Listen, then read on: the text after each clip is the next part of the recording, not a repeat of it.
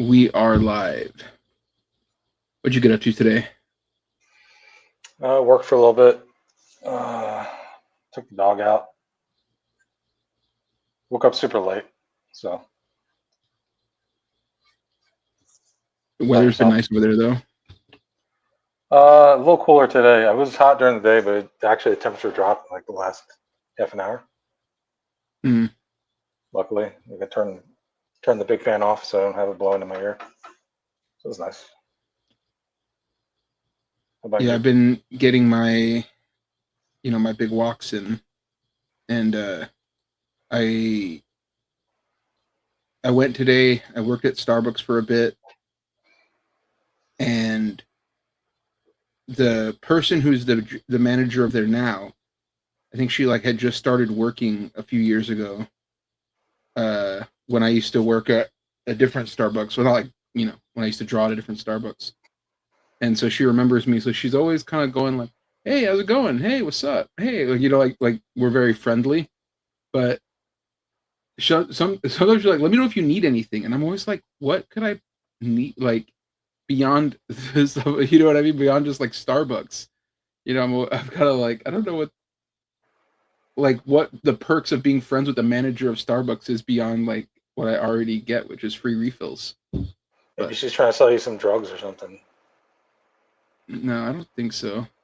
Although Yeah. today when I was walking, there was this guy who had like real wavy hair, and he like rode up to me on a bike, and I always have to do the thing where like somebody's talking to me and I don't hear them after, so I take out my headphones. I'm like, what? And by the time they're like really engaged with the conversation, because I asked if you had any rolling papers, and I was like, oh no, he, like looked like really annoyed with me because I didn't answer him. Oops, this is the wrong. I think I give off the energy of like I have drugs or like I do drugs because I feel like Yeah. I'm always being asked for like a lighter, or I think they look at me as like a sort of not Joe Rogan, Seth Rogen type. Like they're like, this is a big guy. He's sloppy. He has a beard. He's probably funny. He's probably I on was gonna drugs. say more like jelly roll. They thought. Jelly roll. I don't Yeah. have face Yes. tattoos. No. Look like you would have face tattoos though. I look like I would have face tattoos. Is one of the craziest things you've ever said. The look of somebody who has face tattoos is somebody with face tattoos. What the fuck are you talking about? Uh,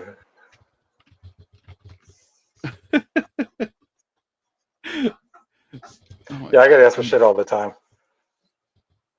Yeah, And I but know I definitely look like a you piece of shit actually with those have it drugs. though. Well, not cigarettes. I always get asked for cigarettes all the time. People are always like, "Oh, you got Yeah, smoke, man?" yeah, I rarely get asked Okay, for well, cigarettes, but I get asked for weed and shit like that all the time. Weed paraphernalia. I don't get asked for weed as much because I think to some people I look like a cop. Yeah, I can see that. Yeah, But a cigarette, you just kind of have that like sort of. dirtbag vibe. I always say you remind me of what's his name, the guy who gets CTE in Days of Thunder, Oh, Michael Rooker. Rucker. I Rooker. always think you Is give it me Rooker or Rucker Rucker? vibes. Whichever one. Hey, look what I got. Rooker. I think it's Rooker because Rucker is Darius from the Hootie and the Blowfish. Oh, Dolphins make me cry. Look what I Oh, got. shout out Pepsi. You know Pepsi what? Zero. I'm gonna crack something open. I guess they're not endorsing this, so I shouldn't show the brand. Talking Epstein and Superman. I'm putting out the blast off.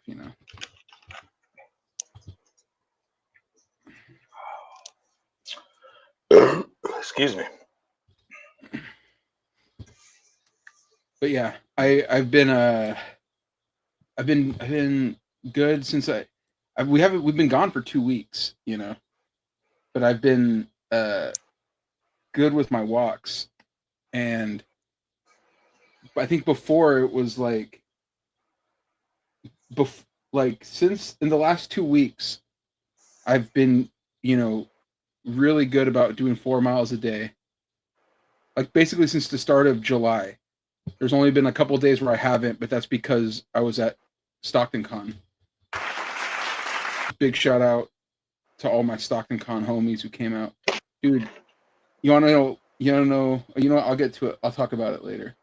But it was good hanging out with Tony Fleece, Justin Greenwood, my boy Tone Rodriguez, my boy Jesse Hernandez. It was a good time. It was a weird show this year because like there was like in the past it felt like Stockton Con summer is the one where like a bunch of people come out from out of town and come hang out, but there was a lot of cancellations this year. I don't know what was going on, but there was a lot of people who just couldn't make it out, and so it was like a much smaller crew than normal. But it didn't really matter. We had a good time anyways. What was I gonna say?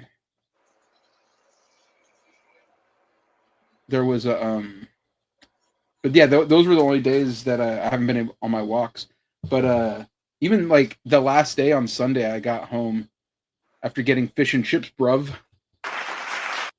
And I went on like a 2-mile walk just to like get ready for the next day of going back on my 4-mile walk a day thing.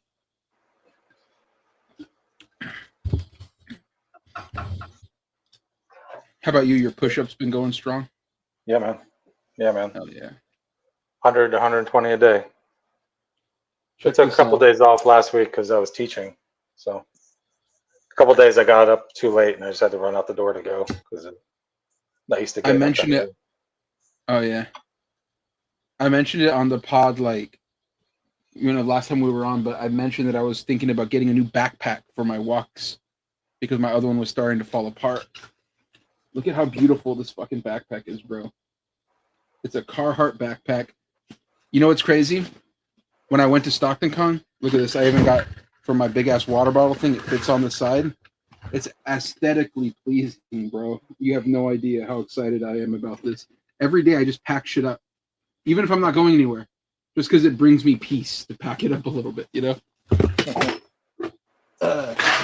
other day I got stopped by the security to get into the convention, and they're like, "We just need to check your backpack." And I was like, "Oh yeah, no problem." So I opened it up, and the guy goes like very, very casually, "It's a nice backpack," and I was like, "Yeah, you're fucking damn right it is. This is like a Cybertruck of backpacks. It's a status symbol. People are looking at it. They're like, I'm breaking necks with this thing. People can't help but look at the thing. People are going to vandalize it? Is that what you're saying? They might out of jealousy. I'm a pro Elon guy now. I know we spent a lot of time on this show trashing him. We said he's cringe. We hate him because of all the horrible things he's done, all the lives he's ruined. But now that he has called Trump a pedophile, Mr. Musk, welcome to, what do we call it? The resistance. Welcome to the resistance. You're back on the good side, back on team good, Elon. Even though you've made Twitter a mecha Hitler, we're fucking with you now because you called Trump a pedophile. They talking about Epstein? We're still talking about that guy? Isn't it crazy how like he started talking about Epstein and then like because they built their campaign around Epstein, they had to deliver something. They had to be like, okay, like the people specifically he put in charge were the anti-deep state people, Dan Bongino, Kash Patel. So like they're going on Joe Rogan after they've been talking wild shit for like the last 2 years, 4 years, 8 years about how like their deep state is covering up all this shit. You put me in there, shit, I'm gonna tell you some real fucking shit. They get in there and they're like, the real shit don't look good for us. Loose lip sink ships, buddy. Oh no. So they're like, the best part is when Patel was on Rogies and he's like, look, you really think that if I had this sensitive information, I wouldn't tell you about it? That I wouldn't share it with you? Come on, man. I wouldn't do you like that. It was like with his eyes popping out of his head. Like, it's like what I told the guy with asked me for rolling papers. Like, come on, man. You think if I had rolling papers, I wouldn't give them to you? Come on, For man. real? Obviously, I would. I'm a cool guy. You can trust me, you know? Because the difference is I didn't have the rolling papers, and they do have the client list. Pam Bondi said it was on her desk. But yeah, it's Yeah. crazy that like now they're in this position where they've been talking all that wild shit, and now that people are like, "Oh, what about all that wild shit you were talking?" Now they're in a position where they're like, "Oh no, I wasn't serious. I Yeah. was playing. I thought this was I thought we were doing a bit. You're serious?" I watched a video of the our girl Pumps on that show, Mm, and you she fuck was with talking to Don pumps. Lemon. She was talking to Don Lemon, and they were talking about JD Vance. Like, where's he at? What's he been up to? Why hasn't he said anything? And they're speculating if he's just kind of lurking around, checking, because he's next in line. So it's like, oh, what if they 25th Amendment this guy? If I'm if His I'm body's JD falling apart, and Vance, he's a pedophile. yeah, the news today that he has like a vein issue because he's got fat ankles fucking killed me. Like there was two drops today about Trump where it was like he got fat ankles so he might die, and he wrote this weird ass poem for Jeffrey Epstein's birthday where he like drew a naked lady, and inside it was like fan fiction of like, you know what, I could find it. You know what, I'll open it up because this shit is so fucking funny. Yeah, it's not going to get us banned, right? I'm It's not, well, I salacious, don't, dude. we don't It's have the sexy. letter. We don't have the, No, oh I mean, like, shit, he is it too hot for there's a True YouTube? Social drop. There's a new True Social drop. No, we won't Our get banned. president? I What does don't our think, well, president you know say? what? I'd love to see them try to silence us. Well, here, They can't. I want to go back a little bit to the initial. So it said the letter. So this is from the Wall Street Journal, where it said Mhm. how Trump sent Jeffrey Epstein a letter that they had access to. The letter bearing Trump's name, which is reviewed by the Journal, is Body. Like others in the album, it contains several lines of typewritten text framed by the outline of a naked woman, which appear to be hand drawn with a heavy marker, which, as we know, that's Trump's style. He is like Eric Larson. He likes to ink with a fat Sharpie. Also, he knows the age of consent laws in every single state, just like my boy Larson. You know what I mean? I don't know why he knows that. Not my business. That's Larson's business. It says a pair of small arcs denotes a woman's breasts, and the future president's signature is a squiggly Donald below her waist, mimicking pubic hair, which is freak shit. It isn't clear how the letter with Trump's signature was prepared. Inside I love how they're like, we don't know how he did this. This is like, Yeah. I was thinking of making one of these for one of my MAGA relatives' birthday that's coming up, and I just thought, because I thought it would be funny, because they're like, now they're like they're sick about this, right? So I was thinking like, how would I make this? And it's like, it's frustrating to even try to think about like, if I'm drawing a naked body, like how is this text going to fit? But it does. Here, let me continue.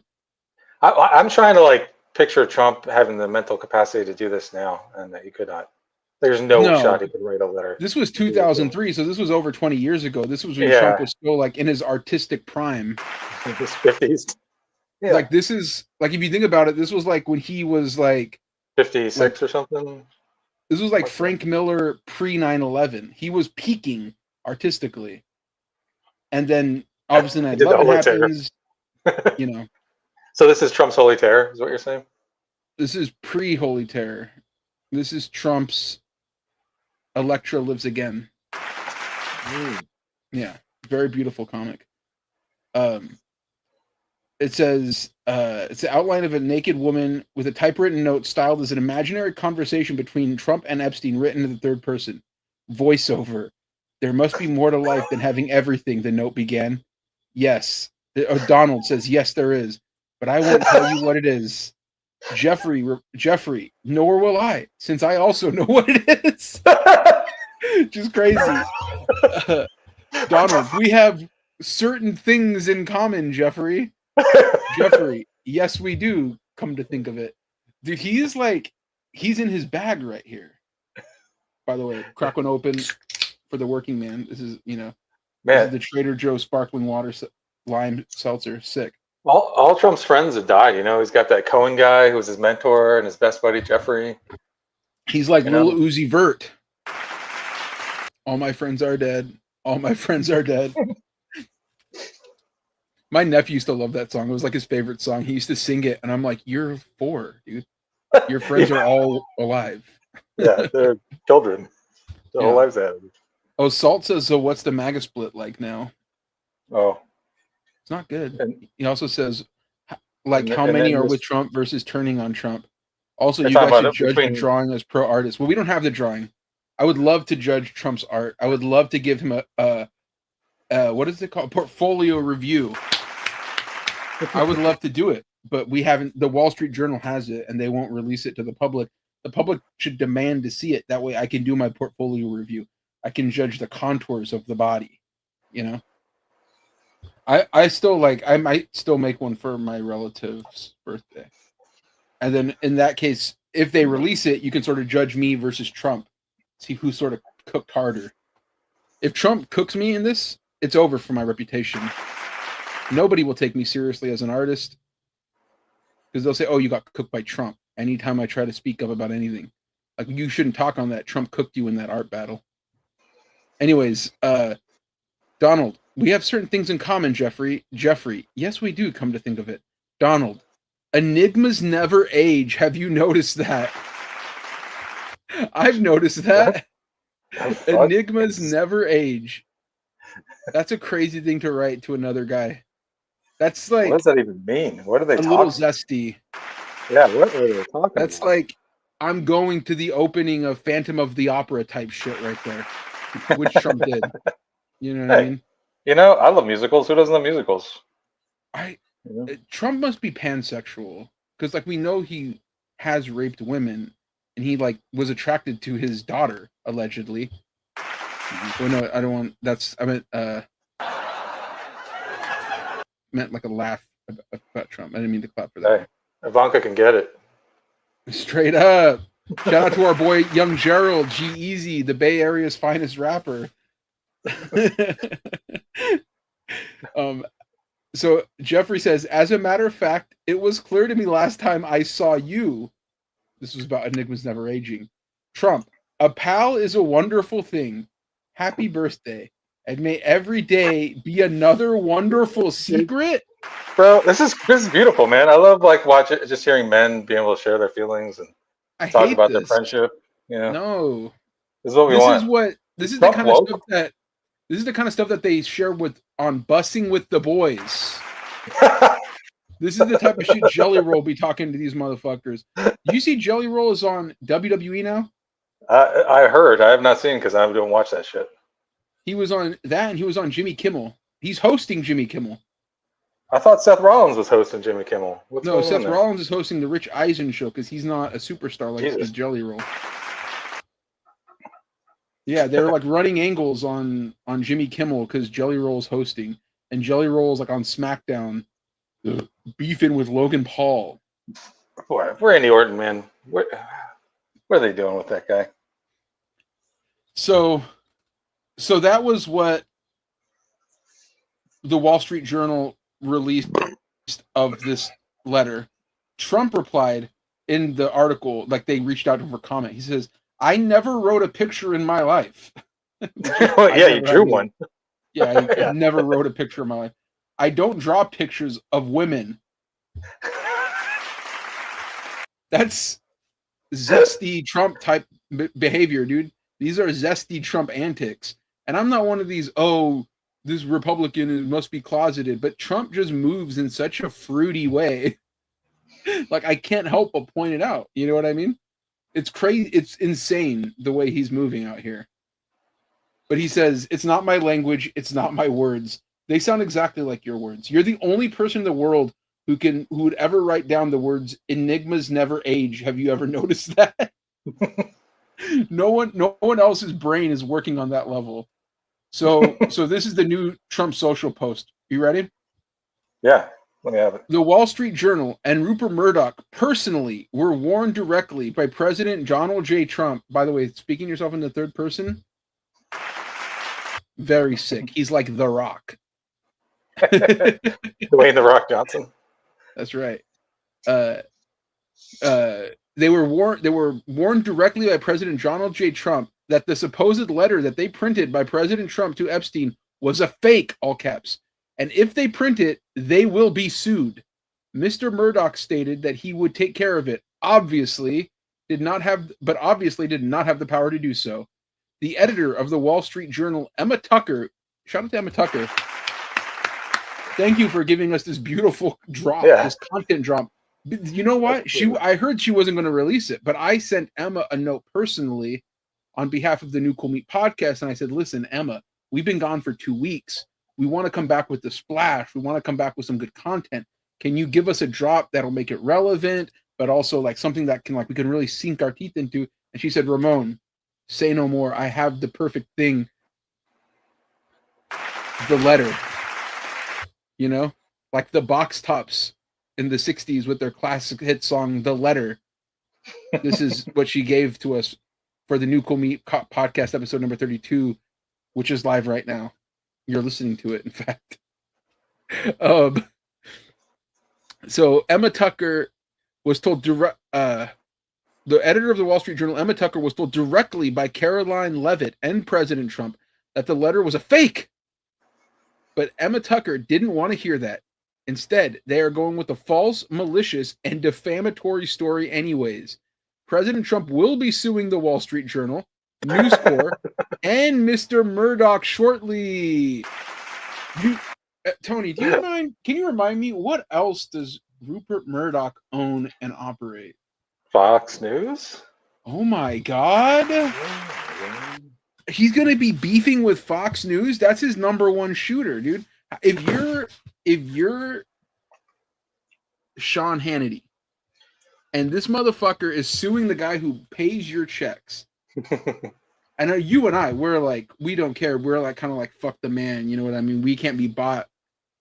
But if you're Sean Hannity, you can be bought.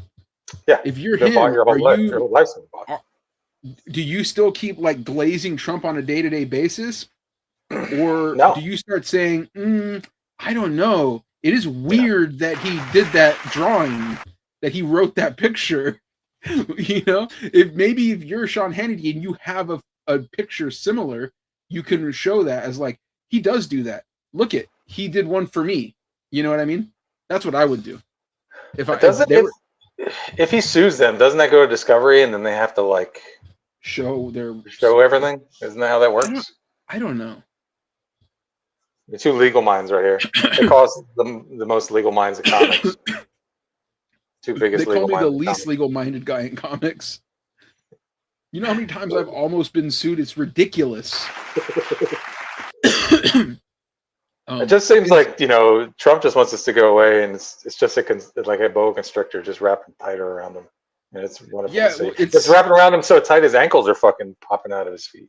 It's like a Chinese finger trap. The more you're trying to pull, the tighter it gets, you know? Yeah. And that's what the deep state does to you. That's what the deep state does, dude. He's threatening to sue Rupert Murdoch, who basically got him elected president. I don't know.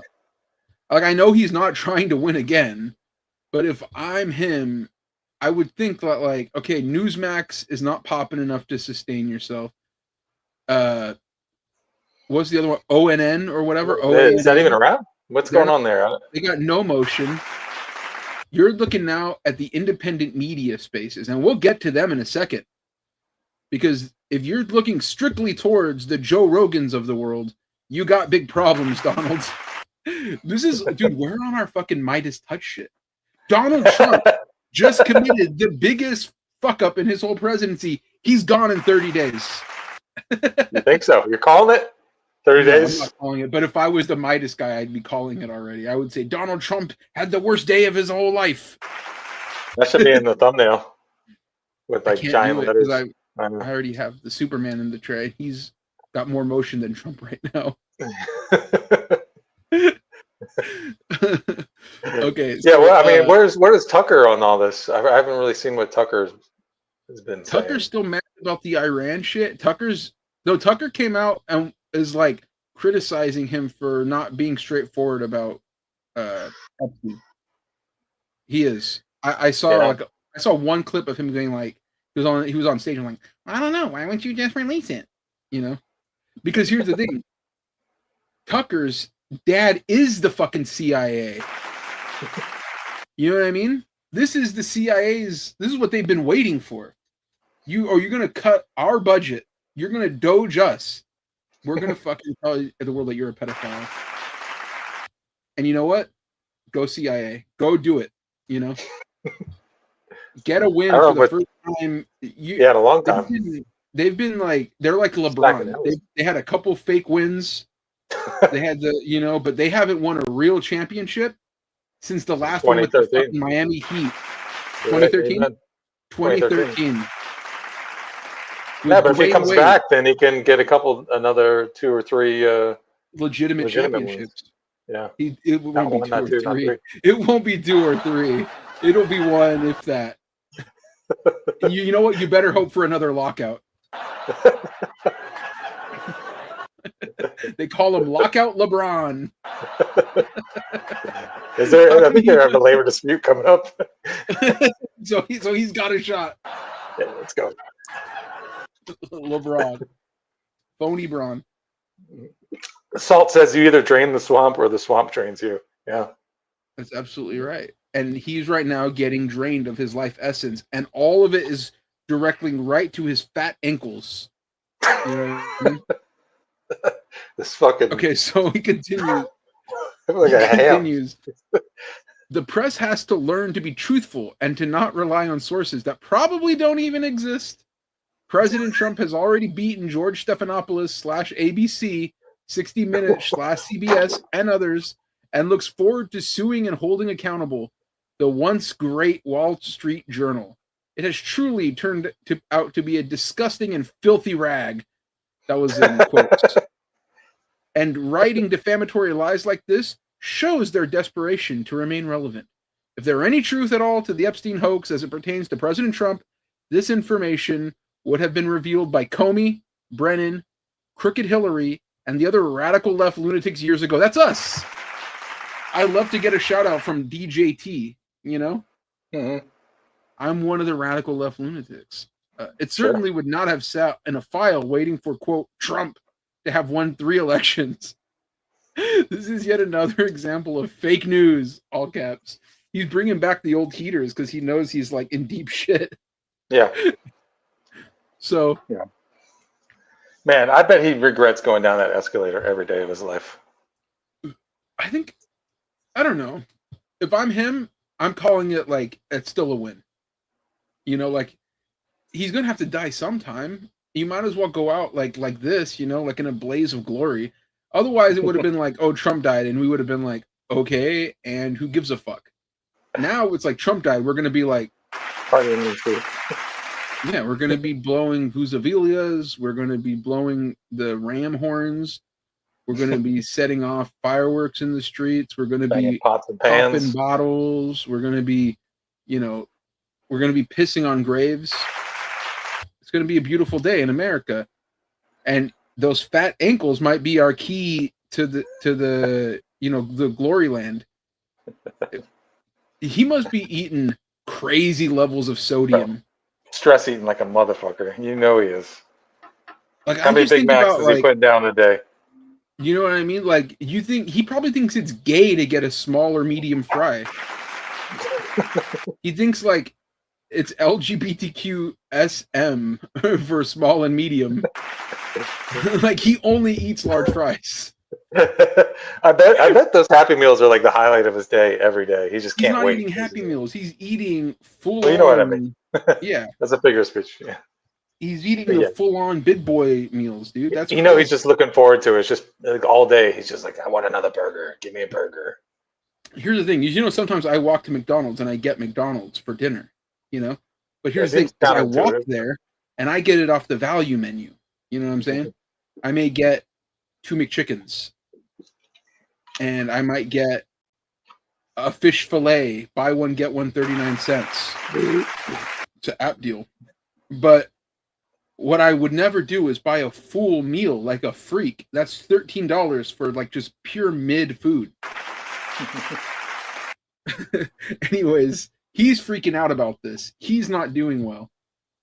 And like we said, who will he turn to if not the independent media, our peers? We are the independent media. You know what I mean? We're the people holding his fat little feet to the fire.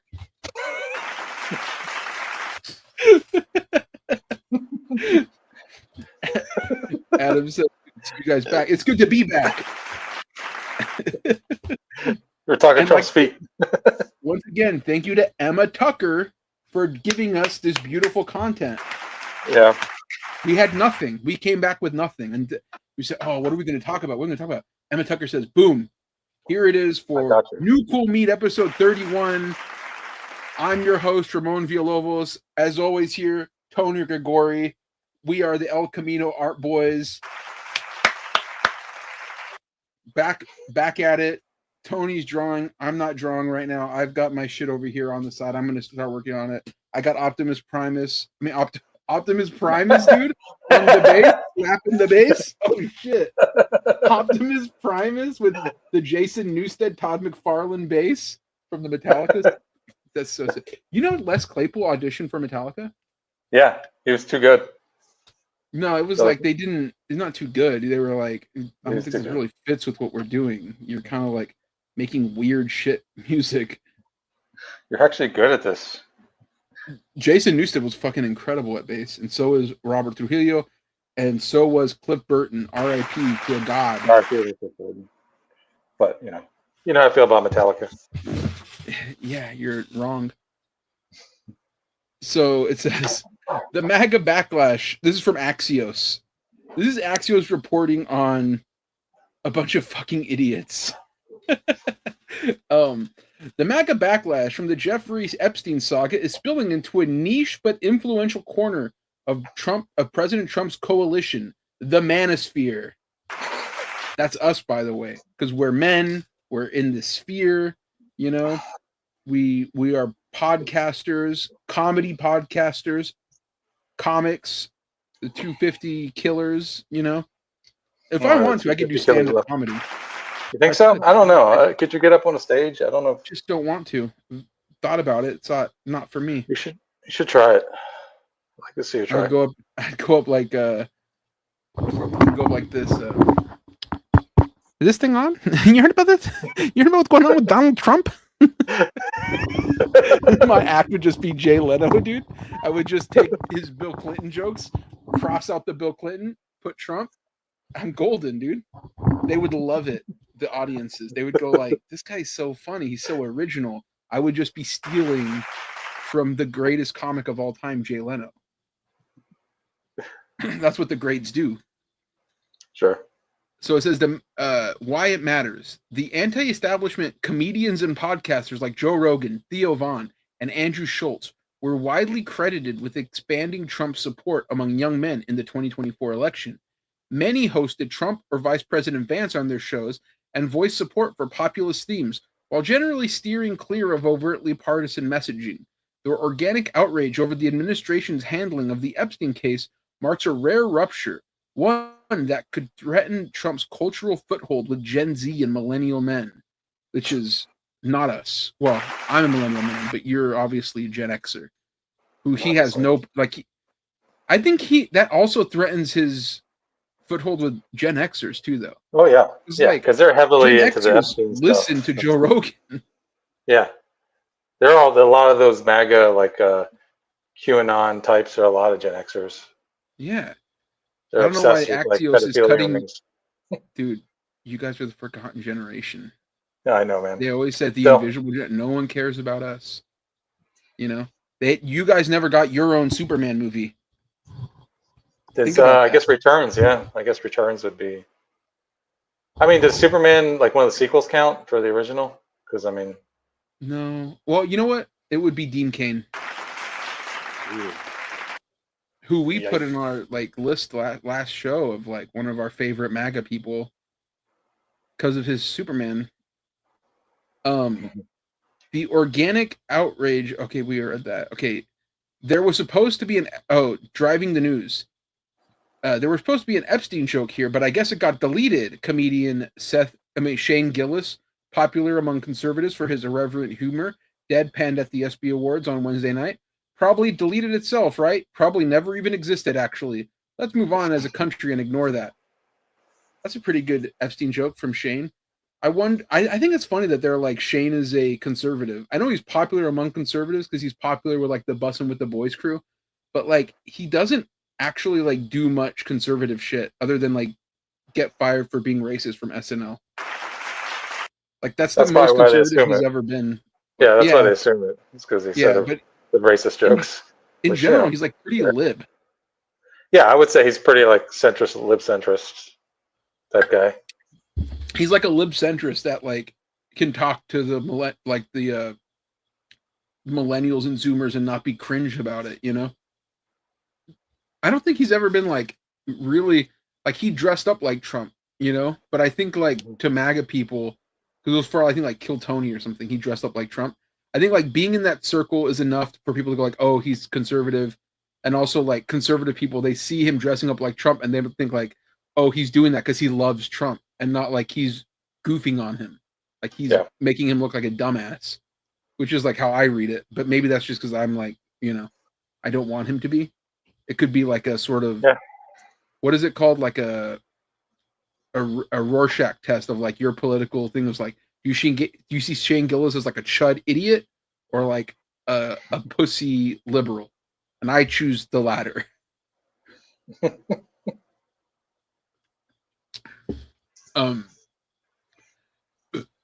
The one who's like come out the hardest, it seems like, is Tim Dillon. That's the one who's like, yeah, but Tim is like actually seems to read the newspaper. I don't know if the rest of these guys do. Yeah, he seems like he actually knows a little bit about what's going on. And he might be wrong about things, but he does seem to be like more invested in like actual politics than as just like a cultural thing to like cook on and like make some money off of, you know? Like I don't like calling people grifters because I just think in general, like in a capitalist society, kind of everybody exists on like that sort of spectrum of grifter, you know, like on some level. But all these guys are like more grifter than like serious, and Tim Dillon is like a little bit less so. You know what I mean? Obviously, we are far less so because we don't make any money and we talk about politics a lot, but not on this podcast. This is not a comedy podcast. I mean, this is a comedy podcast. This is not a politics podcast. We talk about sports. We'll be giving a deep breakdown of the MLB seasons today. People are loving team by team. We're going to go through their rotations. Loving baseball talk, you know? Yeah. Going to get into the save percentages for the Padres bullpen. Like, oh, they're doing errors.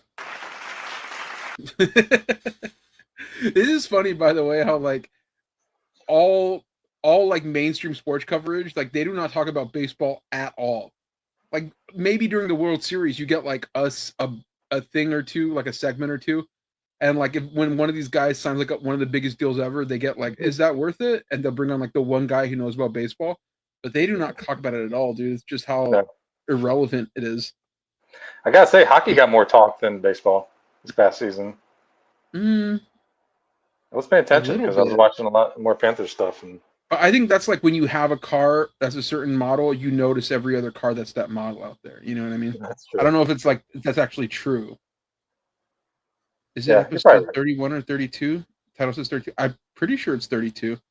I might have said 31 on accident. This is 32.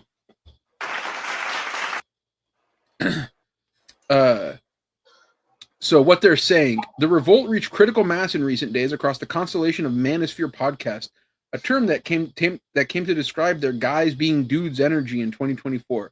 Flagrant host Andrew Schultz, whose last 3 podcast episodes have all been dominated by Epstein discourse, accused Trump of, quote, insulting our intelligence by claiming the notorious sex trafficker had no client list or blackmail ring. That is like a funny thing where like they were saying like, again, after years of building like a whole movement based on the idea that like Democrats are like in a pedophile deep state ring, like mainstreaming QAnon bullshit. Like, Yeah. then they're like, we're kidding. None We're of that's kidding. real. Epstein is just one prolific rapist who acted alone. Like, Oh no, nobody, Ghislaine's rotting no, in prison. Poor our right. girl. Well, no, but he was like raping alone. I mean, Oh yeah. like Well, he didn't have clients. yeah, no, yeah, he was all just so prolific. He just got all that money for fun. Nobody was paying him anything. It was all just sort of, everything was above board. Yep. It's like, Those guys it just is like, like they just like taking plane trips together. Andrew Schultz For is no right, where reason. it is insulting their intelligence, but in fairness, they are fucking morons. So like, why wouldn't Trump think that they would just get away with it? You know what I mean? Andrew Um, Schultz, what a fucking idiot, man. a I never clip liked that of motherfucker. Oh yeah, I've always hated him ever since he was on the Brilliant Idiots or whatever, the Yeah, Charlemagne show. Charlemagne. I would see I, some stuff with him, and I hated him it back made then. me dislike Charlemagne even more for platforming him. Like, why did you give this guy? I loved how on Chapo Trap House, what's his name? Felix was like, uh, who said something like Trump was in office when Epstein killed himself. You might not remember that because you were a different race then. Because that was when like he used to act like he was like a black dude or whatever. His impression is so good of Andrew Yeah, Schultz. yeah. He's like, I'm finna do that for real. Cat. It's so stupid shit. Uh Anyways, a clip of Vance saying we need to release the Epstein list on comedian Theo Vaughn's podcast last month has gone viral in recent days. Vaughn himself posted the video on X and wrote, "Yeah, what changed?" Dude, it's hot for them out here, dude. Because that's the thing, is like they were going on all these shows talking crazy, Yeah, talking absolutely insane shit. And now it's like, oh, like now you have to like live up to this, and they're like, we don't want to. yeah, We want yeah. to just pretend like none of that is happening. We just want for people to be in love with the big beautiful bill, which everyone fucking hates. You know what I mean? Like, what Mhm. is the Trump agenda if not like the worst possible shit, and then saying we're going to expose the deep state? Like, drain the swamp was the whole thing. Mhm. Yeah, it was all about rousting out the deep cabal of pedophiles and abusers, and This article but continues. Joe Rogan has one of the most popular podcasts in the world joined the pile-on this week. They can lie about all kinds of things. Where's the Epstein files? Oh, I can't find them. Don't exist. Like, they can't get away with this shit, man. They are getting away with it. The funniest thing was when Joe Rogan was talking about how he had Kash Patel there, and he was like, "Yeah, he like told me to my face that it was like done and like they weren't going to do it." What was I supposed to do? Ask him a like follow-up question? Like, yeah, what was I supposed to do? Push back on him? Yes, that's yeah. what you're supposed to do. That's What a why. fucking Like, what is the point of having him on the show if you can't ask him about the things that matter to you? Is it just like you're just a mouthpiece for like these fucking conservatives? I mean, obviously that is what it is, right? yeah. That is But what it is. He's a useful idiot. That's all he is. all these guys thought they were more than just being useful idiots. They all thought that they were in on it. They all thought they were like part of a cool thing. But Well, it's like like you're not in it. Andrew Schultz video I sent you today. I didn't realize that the Wall Street Journal named him like the leading political, Yeah. what, maybe a leading political journalist now in 2025 or something. Yeah, Like, yeah. I'm like, what the fuck? I didn't even I realize think it that. was I think it was like I mean, I it think was it like a was like heading on a. it was one of those things. They're not serious about that. Yeah, I mean, it was a title of the article, but it was like you Yeah. put that, and you You can say give that that guy. and it's crazy, you know? Yeah. So it says state of play. After nearly 2 weeks, the Justice Department released a memo announcing that the Epstein case would be closed. Trump's MAGA base is refusing to heed the president's call to move on. A frustrated Trump is responding in increasingly personal terms, disavowing supporters who continue to focus on what he claims is a quote Democrat hoax. Did you see that? Did you see that full thing that he wrote? It was crazy. Yeah. Yeah, I saw Hassan I'm talking trying to. about it. Oh, they don't have the full thing here. Let these weaklings continue forward and do the Democrats' work. Don't even think about talking about our incredible and unprecedented success, because I don't want their support anymore. I love it. He's like, you guys are fucking fake friends, dude. I thought you guys were about me, and you were talking about Epstein. Like, move on, get over it. Why are we talking about him? I'm It's tired old of this news, shit, dude. dude. This guy He won't said die. he was not a very big person in terms of life. That's what he said. That's a fucked up thing to say about your best friend. Reality check. This isn't the first sign of the manosphere unease with Trump. Some voices have questioned his immigration raids or criticized the bombing of Iran's nuclear facilities, but nothing has pierced the broader cultural conversation or triggered as visceral a reaction as the Epstein scandal. Between the lines, the manosphere is distinct from the core MAGA media ecosystem. While pro-Trump influencers like Charlie Kirk deliver the partisan content, figures like Andrew Schultz and Joe Rogan have a more wide-ranging and often light-hearted discussions. When they do discuss politics, it's largely through an anti-establishment lens. That's the thing that's always been kind of tough, is like when you bill yourself as anti-establishment, like, and you go so hard for somebody who could potentially be the establishment. It was like it was the same thing that Alex Jones did in like 2000 would it be like 15 or 16 or whatever, when he realized that Trump was also going to keep doing the bombings and all the same shit. Remember, he would like crash out about it. He would be like, "Oh, this isn't what we said. This is what we discussed." Like he would freak out about it, and like, you know, now he's like is an irrelevant nothing. But like back then, he was like one of the leading voices too, and like he was part of the establishment.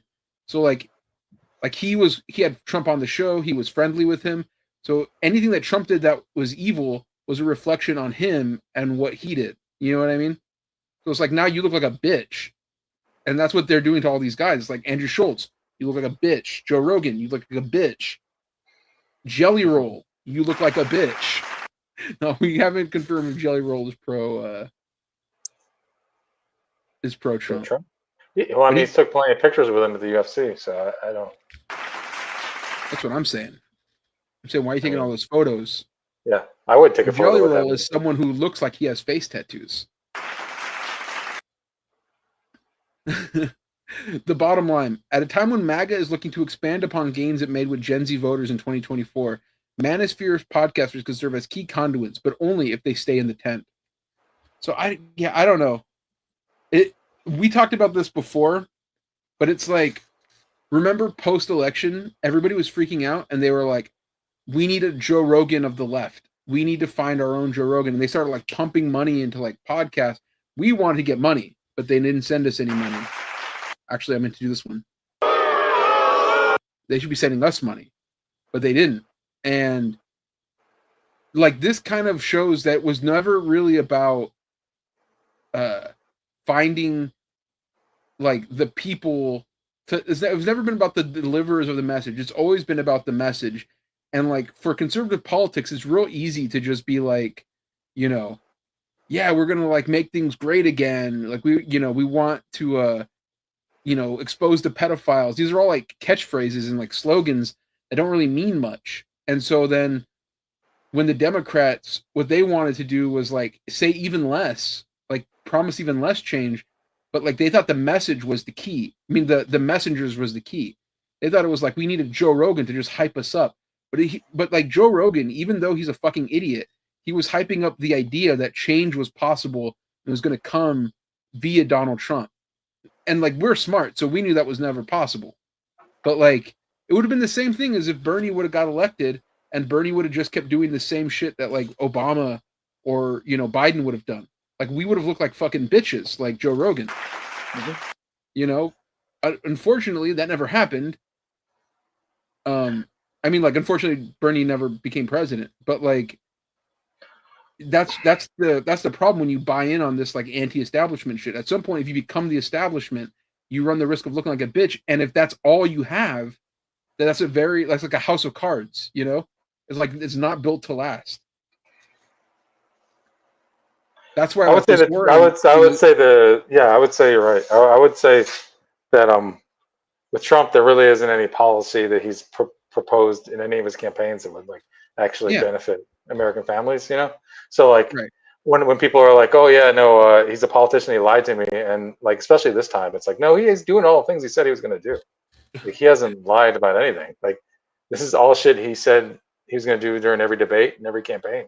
Stop. So I don't know. That was the funniest part of the Andrew Schultz thing, where it's like, I didn't vote for this. I didn't vote for any of this. Yeah, he Like, did vote for it. literally did. You I mean, literally did. I didn't think he was going to be able to get as much done as he wanted to do, but he's doing all the shit he says he's going to do. I mean, He's being doing all of horrible and Project 2025. 2020, yeah, all the stuff that they wrote in that book that they spent millions of dollars to make that they weren't going to just Some let stuff sit a around. little bit worse. Yeah, Some stuff a little. they couldn't get away. Everything's Some as of it, bad, you know. yeah. The only thing Certain things are much the only worse. thing they haven't fully done is ban porn, which is what I've been calling for. Get rid of it. Get it off the internet. This is bullshit. End goonerism. That you're. But wait, you're goon. I know. Self-loathing Kill there. me. So just to be clear, I'm not Kill a Ramon. gooner. Is that the name My of our show? nickname is Goon. Is that the name of our new show? Goonie, Kill- Goonbird, kill- Goondog, things of this nature. Kill Ramon. It's like Kill Tony, but Oh, kill Tony. oh wow, Kill Tony, Kill Ramon. That's you. Kill So speaking of me. Alex Jones, I was wondering what his take on all this was, you know, because I haven't really looked into it too much. But I have this article from the New Republic, and Okay. it says Alex Jones calls out Trump cult as MAGA's Epstein fury grows. Is MAGA finally waking up to the reality of Donald Trump? But see, like again, this is what he did last time. So it's like it's hard to take him seriously because this is literally like word for word, bar for bar, the same exact shit. But it says Trump's dismal dismissal of the Jeffrey Epstein case is giving some of his most ardent supporters, like Alex Jones, a bit of an identity crisis. Trump, we believed in you. We've seen you do great work. We've seen the bad guys. The worst certified people on earth come after you, Jones said in a video on Wednesday, staring directly into the camera. He then accurately detailed the Trump administration's history of contradictory policy on the Epstein files. And now we've seen you uncharacteristically flip-flop on your promises, uncharacteristically, very characteristically. We've seen you uncharacteristically flip-flop on your promises back and forth. There was no Epstein case. There's nothing to see here. Okay, we're going to investigate it. We're going to put on a special counsel. There is nothing here. Nobody's investigating. It is fake news and is a traitor. Your most loyal supporters and good people are the ones pointing this out. Jones captioned the video, "Why is Trump destroying MAGA in real time?" If I was a QAnon-adjacent, Epstein-obsessed MAGA conspiracy theorist, I would feel dejected, angry, confused right now too. Donald Trump and his inner circle made the issue central to their campaign, making promises upon promises to their every secret regarding the Epstein files.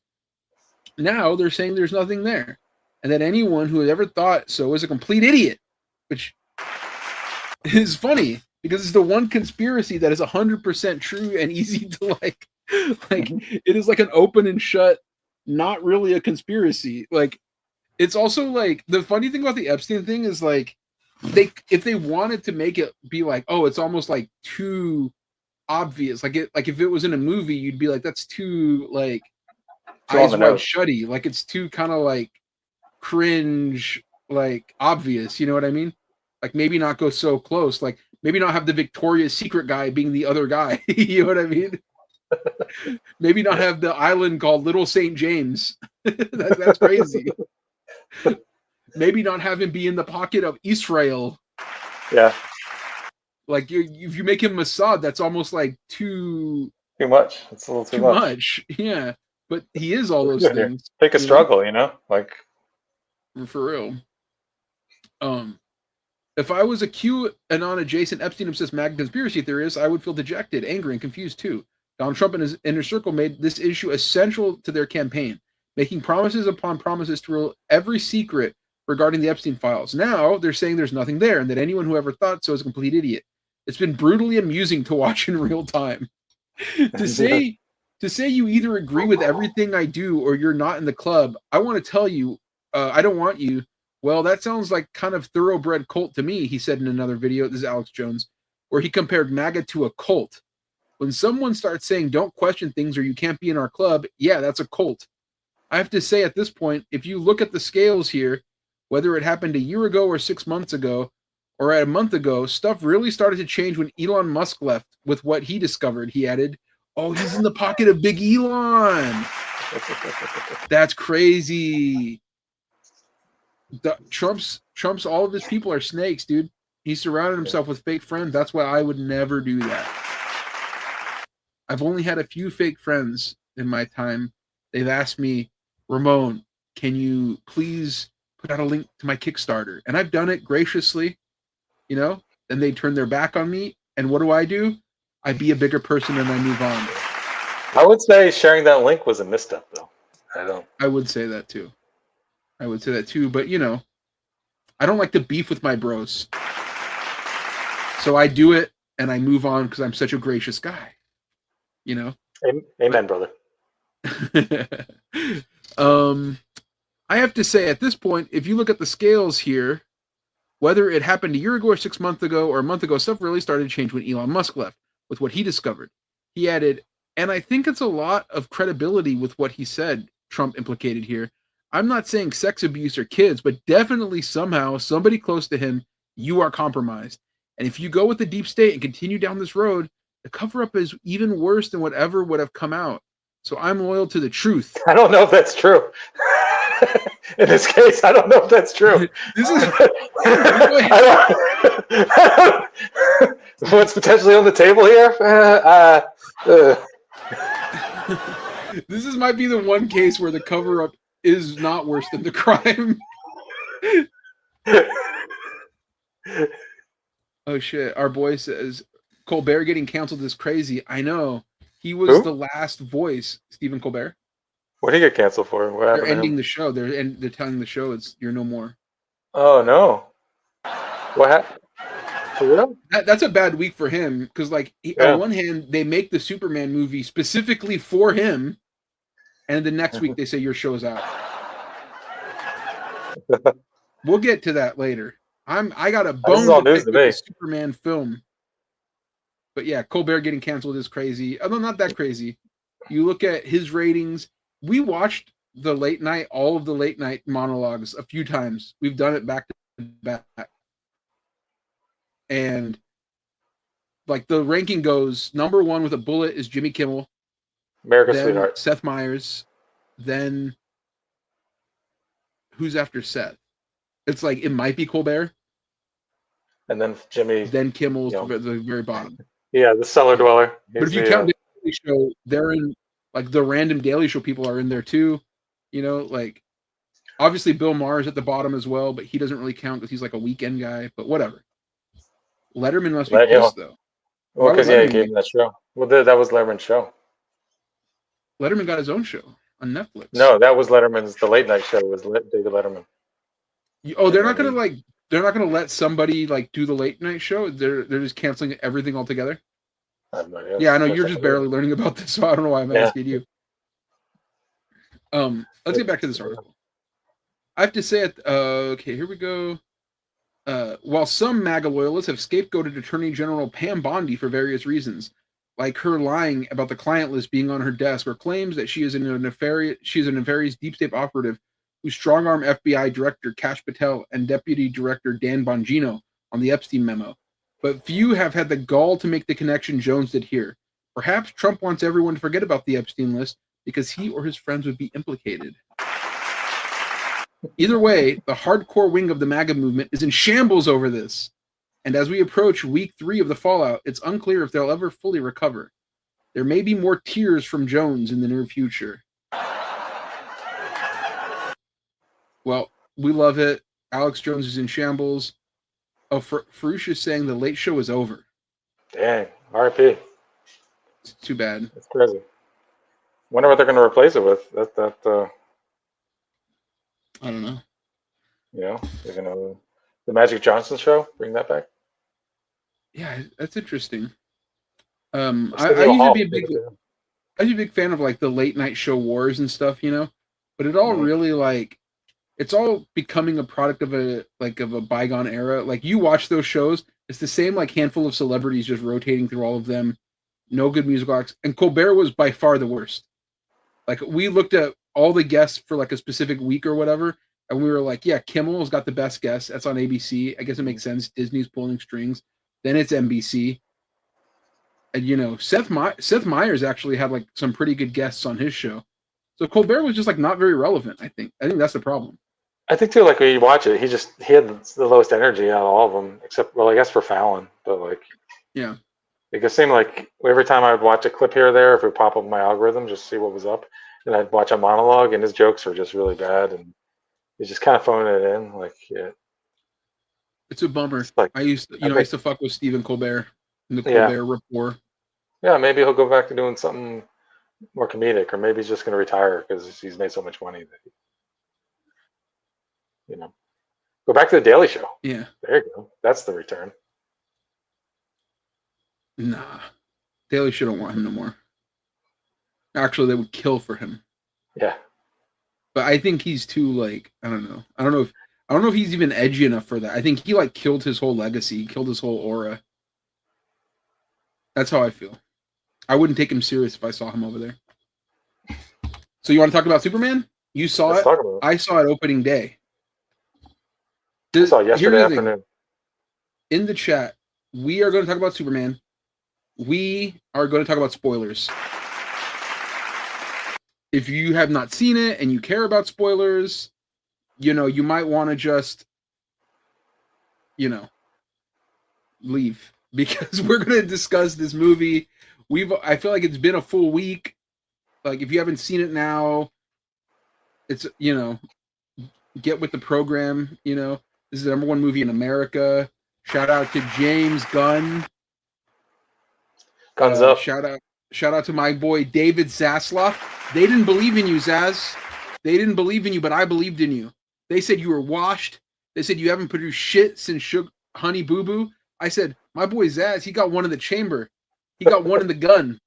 And I said, don't let Zaz get full creative control. Don't let him do it because he's going to put out a fucking banger. Mm-hmm. Now, was Superman that banger? I didn't like it. So it's hard, but it doesn't matter because the people liked it, and that's what matters, The opinion of me, I'm sort of an art house goon. My opinion matters less than the hoi polloi, the unwashed masses, the people who haven't seen classic cinema like me. The people who weren't there day one of American Horizon and American Saga Part 1 by Kevin Costner. That's what the real cinema heads. What's going on with that part 2, real quick? Dude, there are riots in the street over this movie. The next march, the No Kings March, that was about, like the first one was about where's American Saga. Everyone was on the street saying, you know what, I might go to the next one of those things with the sign that says release American Saga #2. Horizon American Saga #2. While we're all protesting, I might as well get my 2 cents in. Yeah, your shit in. Yeah, then I can sort of just co-opt the movement. Everyone will say, yeah, you know what? Where is that movie? Yeah, it's about we were all mad about that too. Trump released the film. But my boy Zaslav, they didn't believe in him. They all said he couldn't do it. They said he was washed. They said he was about to get fired. They said he was, WBD is splitting up because it was a failure. He's an embarrassment. He's a joke of a CEO. Wrong. Zaslav single-handedly put on a masterclass. Made a 1.5 movie according to my letterbox. But a 3 according to Tony's. Mm-hmm. Who again matters more than me. So now that we've given you the spoiler warning, we've vamped, we've talked. Now we're going to start talking about the movie. Okay, so Tony, what was your thoughts about the movie? Like you said, I gave it 3 stars. Yeah. I waver between 2.5 and 3. It just okay. I wavered between 1.5 and 2, but I'll get to my thing in a second. Like, let me know your thoughts because we haven't really talked about this. I intentionally, when you told me you saw it last night, I was like, I don't care. Don't talk to me. We'll talk about it tomorrow on the show. I enjoyed it for what it was, but I definitely like the pacing issues were again like all over the place. Like the movie would go like 1,000 miles per hour, and then it would try to go to a dead stop and make you like get sentimental about a thing, care about a thing. Yeah. Whereas like, well, you haven't really taken the time to let me get to know any of these characters, even though I know who they are, but I don't know these like these versions of these characters. But I enjoyed the Daily Bugle or Daily Planet. I always do that. The Daily Planet crew. I really love them. Fake fan. Hoi The guy polloi, from like you said. SNL is Steve Lombard, sports writer. I love the Perry White. I loved him. I love the kid from Gemstones as Jimmy Olsen, who was the MVP of the movie. But I really love that Lois Lane. Ardent What's her Zionist, name? by the way. Who is Rachel? The actress? The chick. No, the guy from Gemstones. Yeah, Oh, he's a Skylar Zionist. No, Gizondo. I Ardent. didn't know that. That's Ardent. horrible. You Yeah. know that? No, I did not know that. That's, by the way, a little bit of like why I'm like, I don't know if this movie is that pro-Palestine. But continue.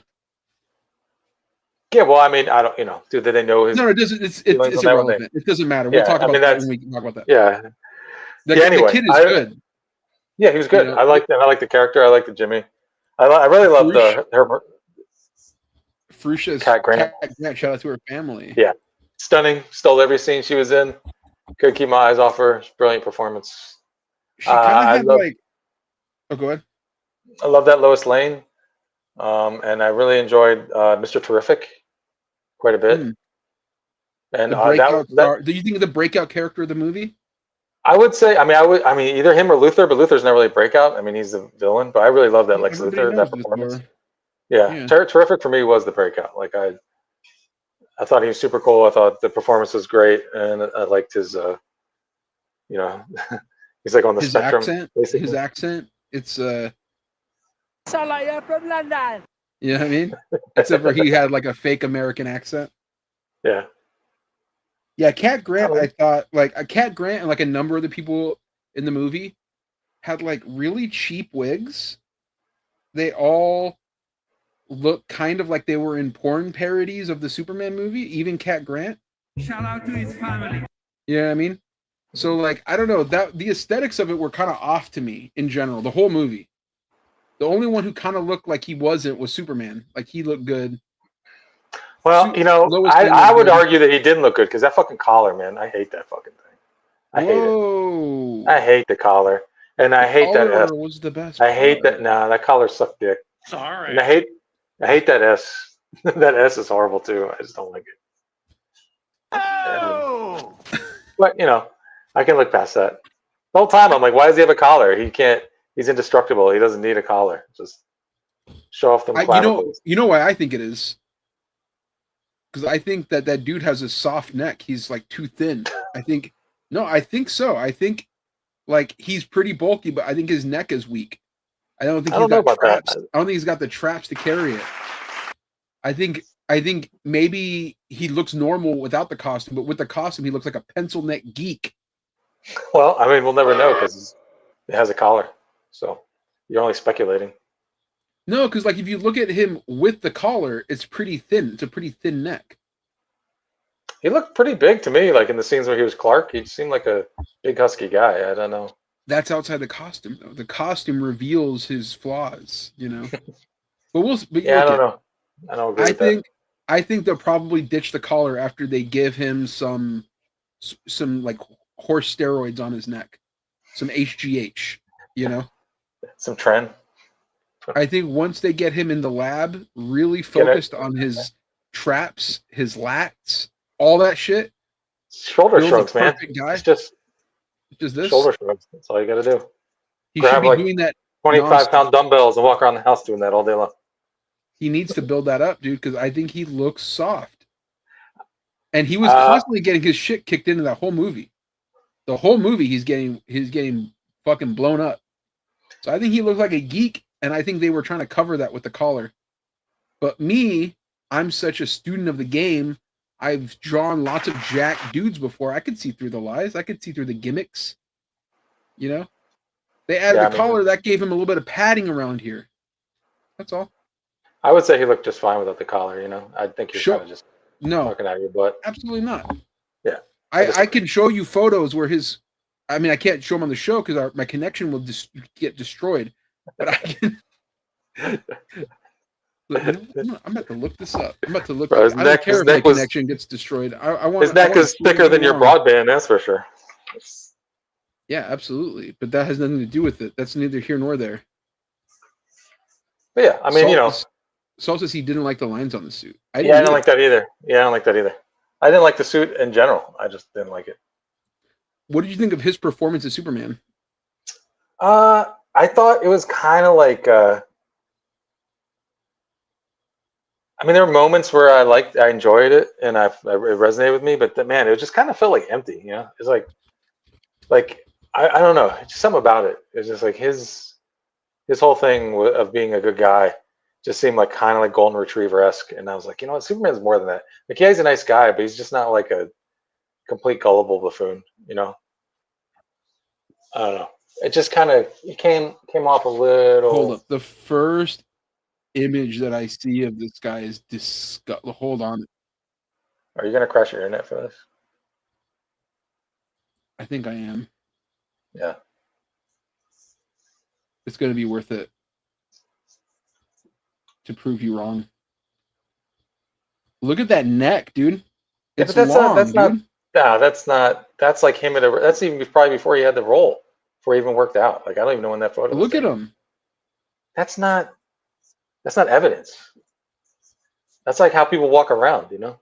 When you go into these movies, you do like a whole cycle of steroids. Look at him right here, dude. Are you listening to what I'm saying to you? Or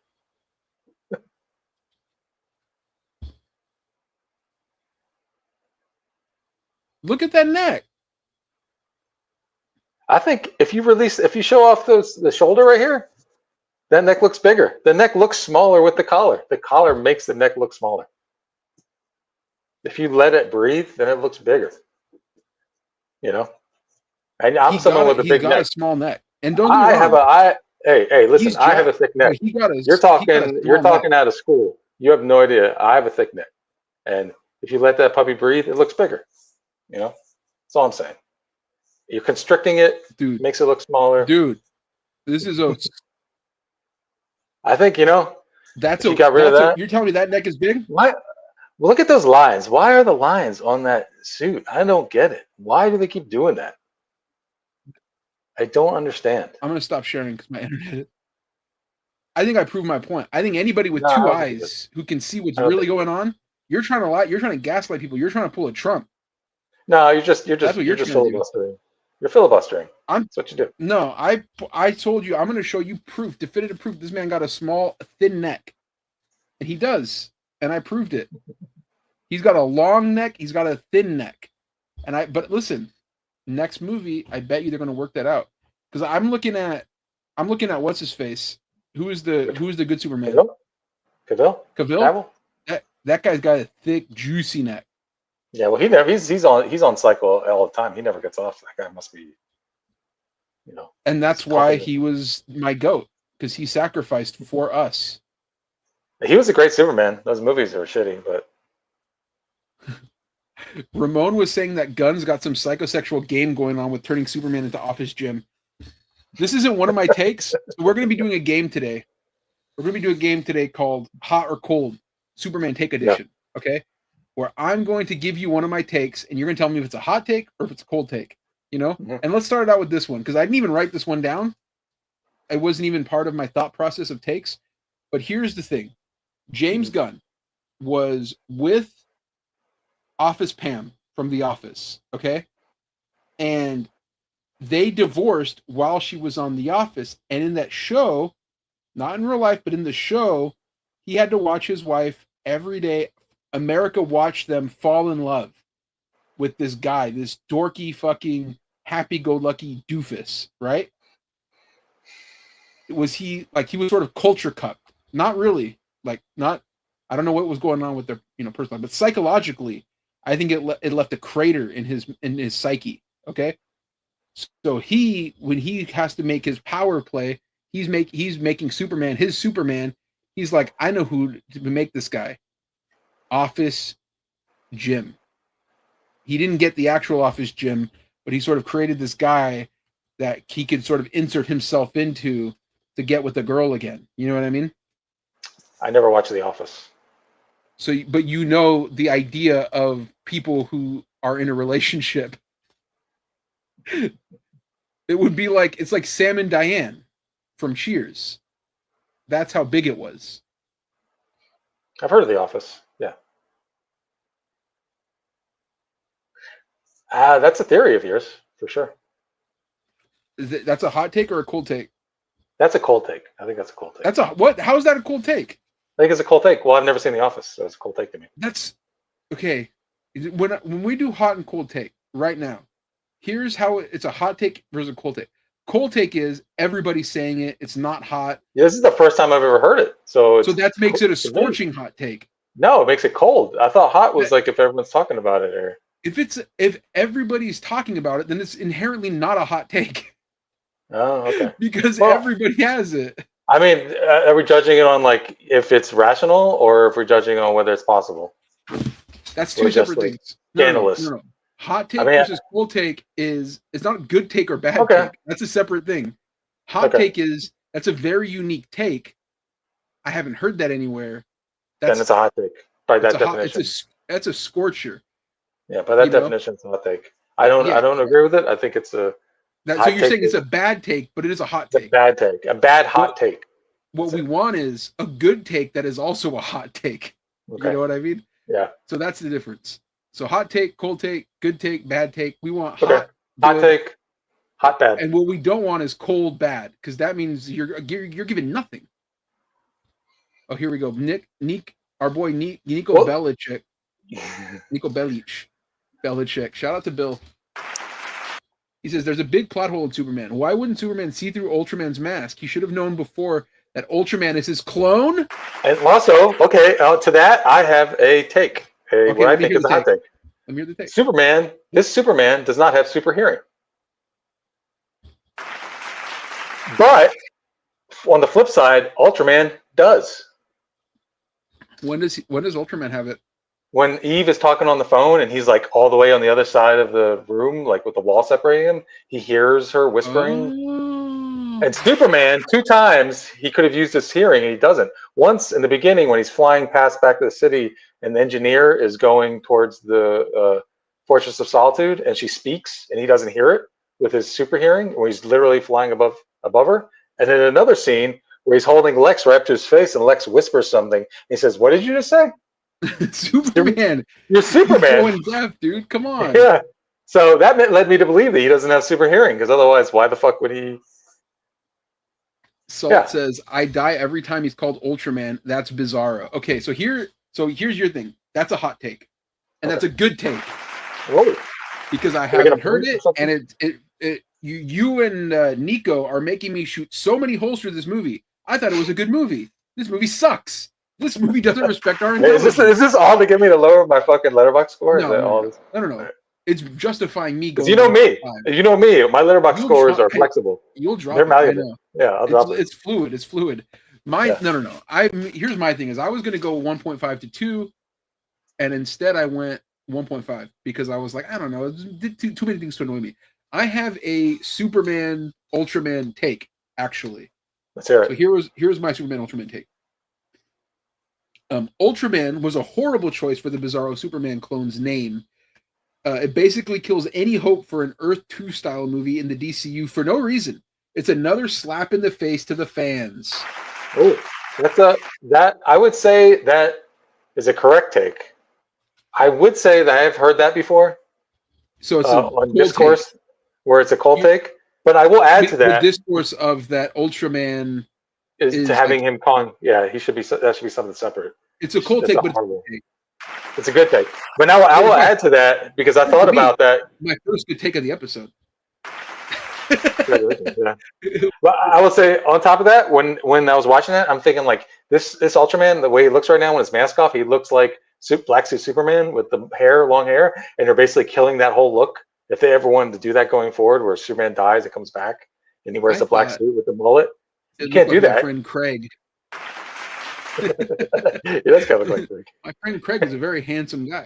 Yeah, it's a good looking guy. Wow, he looks like the evil Superman, the dickhead Superman. Yeah. Well, Nico says, yeah, Superman should have heard Lex's commanding hammer of the Boravia moves. He is 100% Bizarro, says Frush. And Adam says, Engineer was, as a Luthor lackey, was cringe IMO. I have a take on that. You ready to hear my take on that? Let's hear it. Engineer, a Warren Ellis character, We hate Warren Ellis. Old fish lips. Old fish lips himself. A predator. Being Luther's lackey. Being Luther's stooge is hilarious. Jim Lee praising history being made further exposes the fraudulence of the image revolution, because it was like, oh, we were trying to like make, you know, comic books for the people that we owned them, the creators owned them. He sold it, and he's congratulating himself for a Wildstorm character finally getting on screen after fucking 30 years. And it's this, and the engineer. People, you know what I said when I saw that movie? I said, who the fuck is the engineer? Now, mind you, I have the authority right here. I've read the thing. She's right there on it, you know? I did not even remember that was her name. I didn't know that was who that was supposed to be. I was like, why do they have this Puerto Rican running around on the screen acting Latina? You're trying to ruin everything. I will say that's a hot take. It's a hot take. It's a hot take. But I don't know if I agree with it, because I respect him getting his shit in no matter what. I respect the game, Jim Lee. Good job. They should have put the grifter in there. Speaking of grifters, they should have put the grifter in there, and they made him cool. You know, instead they put in the engineer. She fucking sucked. Grifter wasn't even made by Warren Ellis. You're doing all this to give Warren Ellis fucking buzz, dude. No, I don't agree with that. I hate that. The main point of the take though is that, like, you know, this is the image revolution. It's about creators, blah blah blah. And like, he did get his shit in, which we respect. I would love somebody who gets their shit in, but he had to platform a predator, and you know, it's maybe the worst character from the Authority. Why not the Midnighter? Why not whatever? Like, I forget the other guys' names. Again, the book is not very good. Shout out to the Authority. Great book. It went in one ear out the other, except for the Beautiful Quietly issues, which is the only reason I read it, if I'm being honest. But shout out. I got a hot take, or I got a take. You know what? If you're saying it's like a mid take, or like it's not hot, it's not cool, it's just a mid take everywhere around, I'm going with it. I'm saying that your take was a hot take. I'm gonna give it a hot take because I haven't heard that. And I've been looking around. I've been reading discourse and I've been reading stuff, so I haven't been a shut in on this. Well, you know, I have a personal vendetta against Warren Ellis. The man laughed at me. He gaslit me, basically. So, you know, I saw Warren Ellis. I saw red. You know, like Superman's cape. Yeah, don't worry. I got some cold takes and I got some bad takes in here. I got two more. Okay, let's hear. I'll give you one of them. This was the best movie, Lois. Better than Margot Kidder. Better than Kate Bosworth. Better than. Okay, like, I have to ask about this take. In what sense? Like, the hottest just one? Overall, like, I think just as Lois, as a combination. Let's break it down by parts. Let me explain. Okay. A combination of her aptitude, or her courage, her empathy, and her looks, and her just stick to it, like her Loisness. You know, a Lois is like a pit bull when it comes to like finding stories and very career obsessed. I think it was like a perfect combination for me. And Lois always, to me, has been like the way she looks. She shouldn't be like a sultry, super sultry person. She's like conventionally hot, and she like has that business hot about her. You know, like we were talking about women in business suits yesterday. She's kind of dressed up like a Woody Allen type character. She's kind of dressed like she thinks she's in a Woody Allen movie. And considering everybody that's involved, she might be. Hot take by me. I don't think that's a particularly hot take by you, though. I think that's a fairly common. Cold take. Yeah, I think it's like just room temp. I don't think like it's cold. Like, not everybody's saying it, but it's not like I haven't heard that. People are loving Lois in this movie. I'm surprised you love Lois, but not like Superman. Because I'm kind of the opposite. I like David Corrin Sweat, but I was not huge. He was okay. He was okay. To me, I like Cavill. He was my favorite Superman. On screen, he was so jacked, right? Because he had that thick ass neck. He did have that thing. I was like, I just thought he looked the part. He looked the part. You know, I thought he had the way he carries himself, the way he That's my delivers his goat. lines. I feel like in that, but I don't like that characterization of Superman, like per se. I love But like that's my Superman. if you took He- that Superman and put him in this movie, I would have liked the movie even more. Like I would have See, given it that's my 14. Superman because in that Superman, all the Mexicans were like, "We love you," and that's sort of I'm a Mexican, so I would have been in And that that was crowd going like, "Oh, yeah. you're the man." Well, then you can thank David Ayer for that, right? That's got to be the Ayerness of it. I think that's just my boy. I think that's my boy, Zack Snyder being a man of the people. Frankly, yeah, I have a take about Lois. To the extent that there is Zionist representation in this film, it is not with the Baravians, because my take is that those are Russians. It is the L's, like Zor-El and whatever L, like the parents. Bradley Cooper. Yeah, Bradley Cooper. And Lois Lane, who is a liberal Zionist because she works for the New York Times in the movie. And I'm going to say right off the top, that is not a hot take. That was my first take that I wrote down, but I feel like I've heard it. Yeah. I feel like it might have been like a subconscious, like I heard that somewhere, I think, but I like the idea. So I'm going to lead off with a cold take. This is my first one I wrote down. But it was just to get my take juices going. I thought that, like, just to get on the discourse of what people are talking about. I thought that the idea that it's Israel-Palestine was so off, and I was surprised at how many people were going with that. Because in Israel-Palestine, first of all, the movie was written pre-October 7th. So it's like that the conflict has been going on for a long time, but like the like mass slaughters like in this degree has not. But I thought it was fascinating how everybody's willing to ignore the fact that like in the movie Baravia, they whatchamacallit, they invade the other place, Joranpur or whatever the fuck. Like that's not what happened with Israel Palestine. They've been under occupation. They've been in an open air prison. They've been completely like, it's just not the same. And it's not like it's like it doesn't have to be a 1-to-1 comparison. I get it, but like it's just kind of weird that like everybody's latching onto this because of the aesthetics of it, which was my problem, which was the aesthetics of I just saw this Salt thing. Lois Lane headline: Zoran Mamdani, a new threat to Metropolis. It's so true. Zoran sounds like a fucking Kryptonian name too. Well, like you said, like people are just projecting whatever they want onto this, and they left it ambiguous enough that people could do that. So Nico says, "No, man, I can't see Cavill in the Superman script cry and whine like a bitch." That's what this Superman did. This Superman took more L's than Henry Cavill ever did. This man was constantly on his back. He was selling the whole movie. You know what I mean? He got his shit off at the end. He did the hot tag at the end with Metamorpho. He got his shit on. But if you watch any of those Justice, this movie to me felt like it was basically like a Superman cartoon come to life, Yeah. And just how like Superman's always holding back in the cartoons, especially in the Justice League cartoons. He's always getting his shit pushed in, and it's like because they have to, because otherwise Superman would have solved this right away because he's Superman. So he's always like just holding back, or somehow he's getting taken out, or just being a dope. Adam says he didn't sell as much as Brandon Ruth, though. I agree with that. Brandon Ruth was the most, like, he was the best salesman of all the Superman. I like that movie. I like that movie too.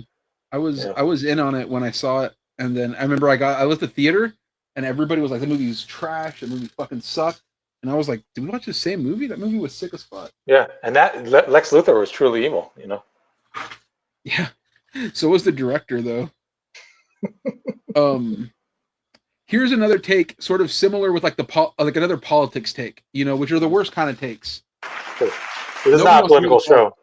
We're not a political show, but it was a take that I had that was another reaction take. Like my other take was like, I'm tired of the Israel-Palestine shit. Like it's not Israel-Palestine. It is clearly Russia-Ukraine with the aesthetics of Israel-Palestine, which is kind of cynical and gross to me. Here's my other take. This is not a pro-immigrant story. And I'm sick of the narrative that it is a pro-immigrant story. Because in this Hold on. movie, First off, before you get into it, hot take off the bat. Yeah. So the central story is that Superman must reject his parents and fully assimilate to his new adopted community, because what their intended goal was like the white replacement theory is like, we're sending you to Earth to repopulate, get your harems, get your, spread your seed, make new Kryptonians out there. Like I said, that's a Zionist take and everything. It's a colonial take of like, that's what Superman was supposed to be. But like, that is feeding into every anti-immigrant story there is. And the idea is like, oh, you can be better than that. You can like reject the fact that you're this evil parasite. But like, that's the whole thing. So like, Superman doesn't have any sort of like cultural heritage. He doesn't even speak his own language. He has robots translate the shit for him. You know what I mean?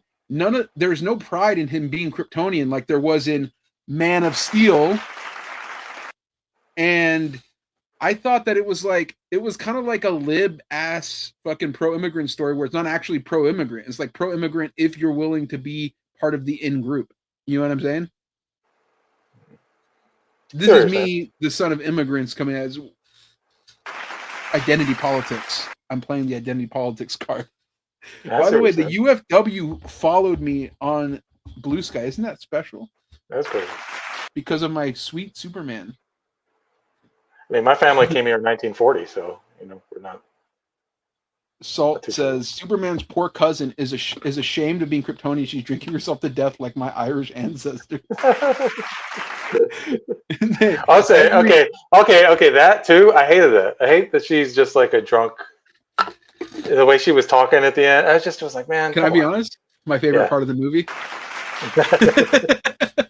I came alive when that happened. I was like, wait a minute. They have a beautiful drunk woman just popping into the movie. Finally, it's not. I don't have to deal with one of these woke feminists. Every other woman in the movie is a woke feminist, except for Supergirl, who comes in. She's fun. She's an airhead. We got Kelly Bundy Supergirl. We love it. No more wokeness is dead. I'm here for Supergirl movie.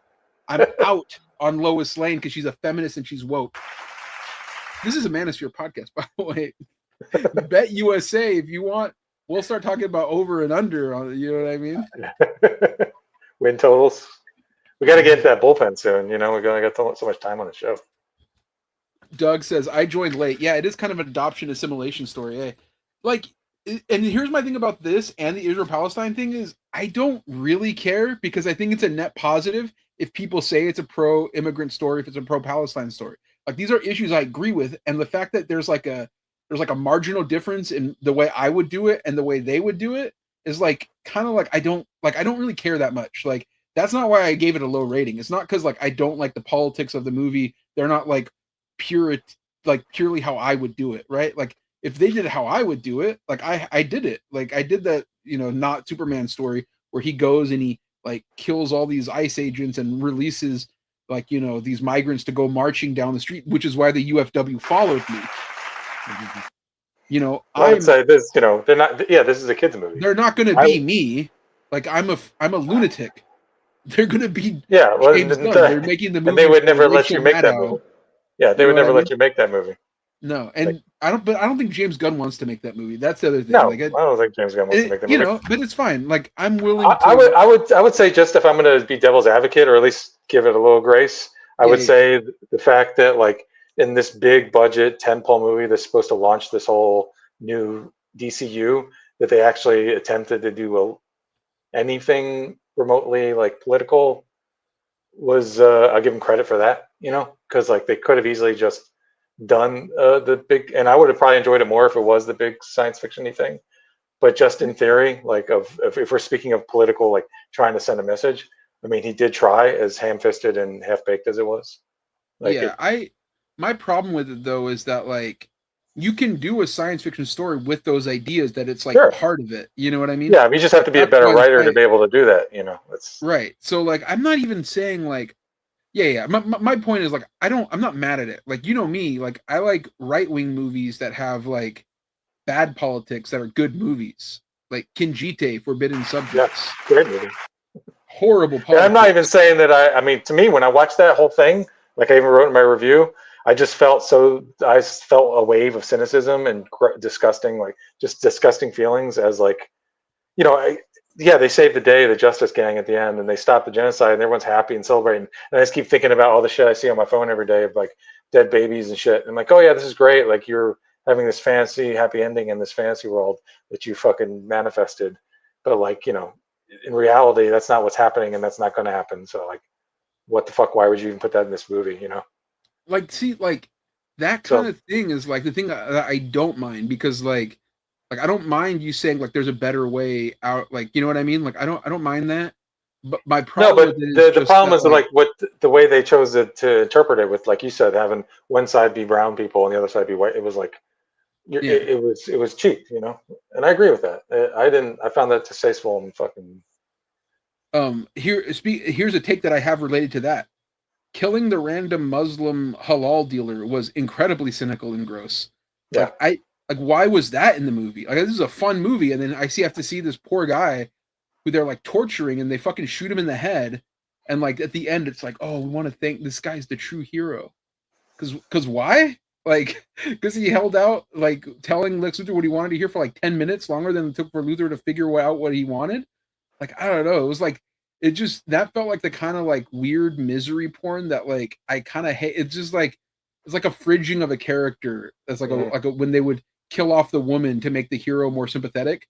Like you just killed off this Muslim guy in the movie, and like it didn't really like he wasn't a central character. He didn't really matter, and it was like, like at the end of it, they go, "Oh, he was the real hero." It's like, no, Superman was still the real hero. He's the one who saved the universe from being ripped in half. But this guy was there. Yeah, Adam says everyone in Metropolis has a 30 level IQ too. They were the dumbest citizens in any superhero movie I've ever seen. That's the most realistic part of the movie, though.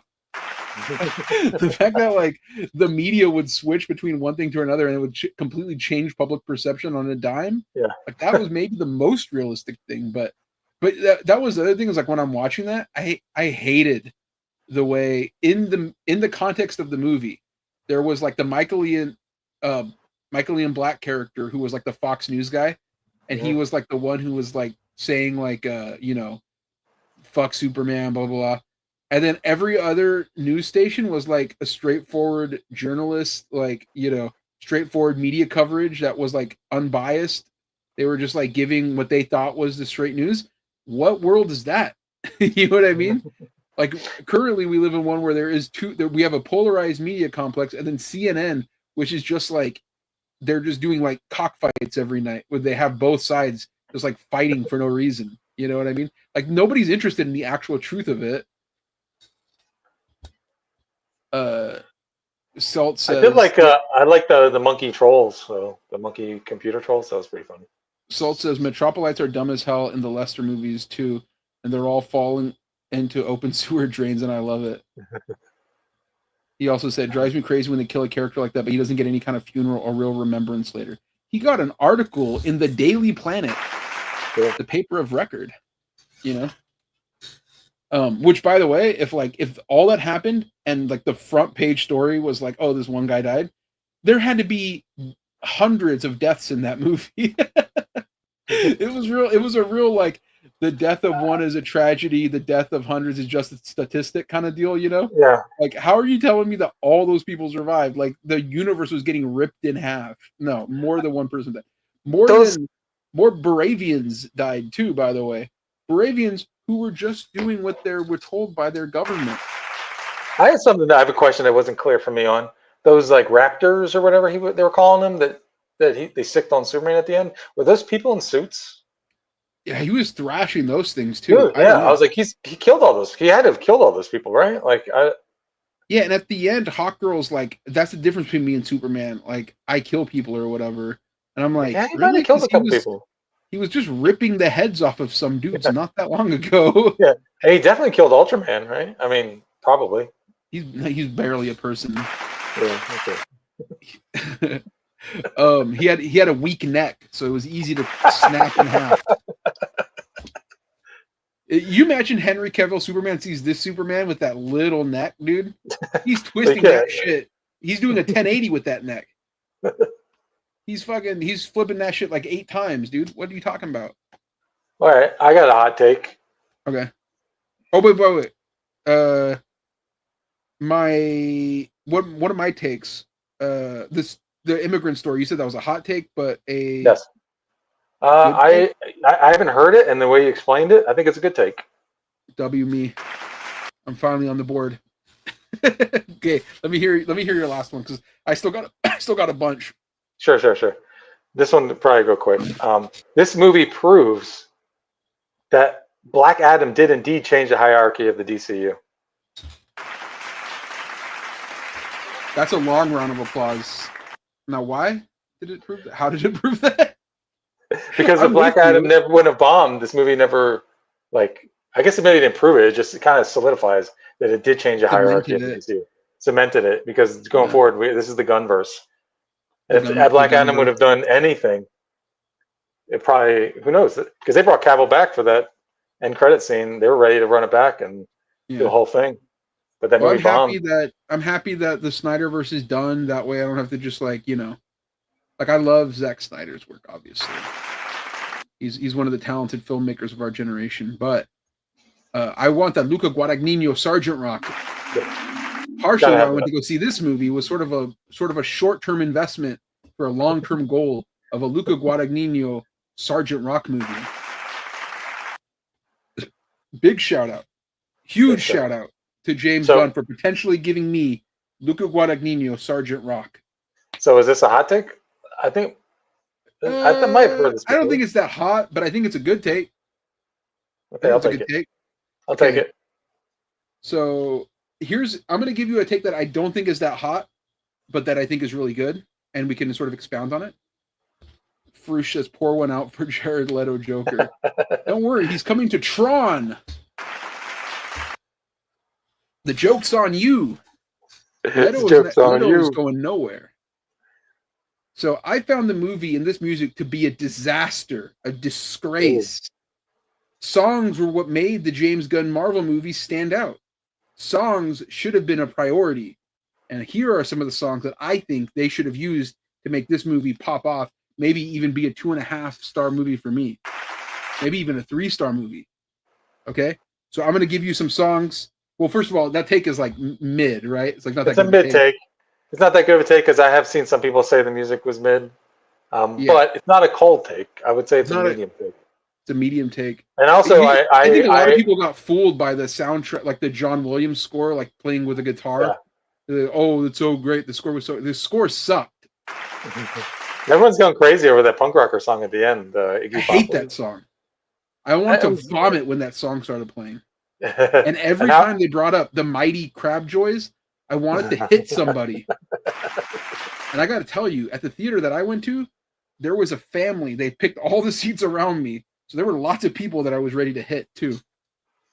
Not those people, but there's like other people in general, Mm-hmm. So here's the song. So you ready? Mm-hmm. The Goldfinger song Superman. Could have been special. The Laszlo Bane song called Superman, also known as the Scrubs theme. The Eminem song Superman. The Three Doors Down song Kryptonite. These would have all popped the movie off. Isn't there a Spin Doctor song that is like about Superman or Kryptonite too? I don't know. When Superman goes crazy, they could have played Limp Bizkit Break Stuff. Well, that would have. Don't tell me that wouldn't have made you go like, "Oh fuck!" Like in the theater. If I heard, I would have been like, "Oh fuck!" Like shit's about to go down, Oh, it's called Jimmy Olsen's Blues. That's the name of the Spin Doctor song. That's a Gen X take. It really is. These are all sort of Gen. But see, I read in a review by a millennial saying that this is all these Gen X music drops. I hate these things, and I'm like, there's gonna be a lot of music that I recognized, and I didn't recognize one fucking song in that entire movie. So I don't know. Here's a song that I would use for the Gen Xers to get hyped up. Pearl Jam, Even Flow. Oh yeah, that would have been great. I would have stood up in the theater. I would think throw my popcorn in the air. The songs that should have played should be iconic, big songs that match Superman's sort of iconic bigness himself. You know what I'm saying? Mm-hmm. Like, you can't have like a small song that nobody. You can't have an indie bullshit song, which is what they tried to do at some point in that movie. Mm-hmm. I remember there was one song that's playing when like Superman sees Lois, and it's like some twee indie bullshit, and I wanted to throw up again because that's not what this is about. Superman is the big guy, you know. Yeah, he's the you know, big blue. great Soundgarden, Jesus Christ pose, because Superman is. Pearl Jam Even Flow, I thought would have been the one because it's such a big song and it's sort of the opposite of the Nirvana song from the Batman movie. It's like the polar opposite one. Mm-hmm. Sure. R. Kelly, I Believe I Can Fly. That would have been huge. You would have teared up if you heard that in the thing. You would have teared up because, like, oh, I'm thinking about his victims. But then you got to remember, Tony, every time they stream his music, every time he makes money off of his music, it goes directly to the victims. So it's actually a little abhorrent to not put that song in the movie. So you're saying the Ignition is back on the menu? Yeah, because every time you play that song, the victims profit. That is called restorative justice. Sugar Ray, Fly. Tell me that wouldn't have been popping off. Oh, Adam says Jesus Christ pose is better than Even Flow. Tony is right. Thank you. I never said that was wrong. I never disagree with that. I just didn't write it on my list. If Gunn had included El Superman by Los Cartageneros, it would have been a real immigrant movie. That's true. Yeah. So that's a good take. And it's like a mid take, but a good take. Like a really good take. I agree Some of with these it. songs, these are hot takes and good takes. Because the Goldfinger Superman song, that was popping for Tony Hawk Pro Skater. Limp Bizkit breaks them. I was thinking a Backstreet Boys song would have been big, like, I want it that way just because that's kind of the James Gunn thing, Mm-hmm. But anyways, that's one of my takes here. Luther was justified for imprisoning Baby Joey. Baby Joey should be locked away just until we figure out what's really going on. We don't know what's going on with little Joey, Baby Joey. I'm saying a kid like that looks dangerous. I'm not saying I'm for prisons. I'm against prisons. Abolish all prisons except for the ones that house Baby Joey.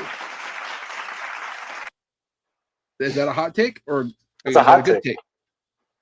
It's a hot take, and I would say it's a bad take. What? Why? Because like Baby Joey? Baby Joey. Yeah, I love Baby Joey. Dude. Baby Joey. He's just a baby. He's just a baby. Baby Joey sucks, dude. I fucking hate Baby Joey. I think Baby Joey is. How'd you feel about Metamorpho? I thought it was a classic James Gunn thing. James Gunn loves to have like an ugly guy tell like a hot person, like, you're ugly. That's like the number one James Gunn joke. So like that character could have been Firestorm, but you know what would have happened if that was Firestorm? He's not ugly. He's like a normal looking guy. So he doesn't tell Superman, oh, you're ugly. And that's like, but that's the James Gunn thing. Sure. So I felt like it's perfectly in line. As soon as I saw him and he looked gross, I was like, oh, that's why they had Metamorpho. They're playing him like he's a fucking joke. Speaking of which, it was disrespectful to the fans, of which I am one, right? Speaking of disrespectful to the fans, I loved the use of Max Lord's Justice Gang. It was a great addition, especially Guy Gardner, who I didn't think I would like because that guy looks like a piece of shit. Like, he looks awful. He looks like Stewart from Mad TV. And that's a cold take. That's a cold take. That's not even my take, though. My take is, but there's always a but. I did not like how underbaked Hawk Girl was. Like, she was irrelevant as a character. She was completely flat. She was interchangeable with any other character. And it also, she doesn't even have a mace, and she screeches in the movie. You know what Hawk Girl doesn't do in any comic or cartoon that I've ever seen? Screech. This isn't Saved by the Bell. She's not Dustin Diamond. She doesn't fucking screech. Okay? So that was bad. Mr. Terrific was like 3 Justice League International characters smashed up into one. He had Booster Gold seats. He had Blue Beetle's tech, with including the Terrific Mobile, which was clearly just the Beetle for real heads. They know, and also they had Martian Manhunter's dry straight man persona. So they just took a bunch of JLI characters, mashed them up, and like he was like, "Here you go. Here's the number one character of the fucking movie. Could have been anybody. Could have been anybody. They just mashed up a bunch of JLI guys, and they should have expanded the cast and been true to the comics for the true fans like me. Talking about the people who really read the comics, not the fake fans who don't know anything about the comics, like Hassan Piker."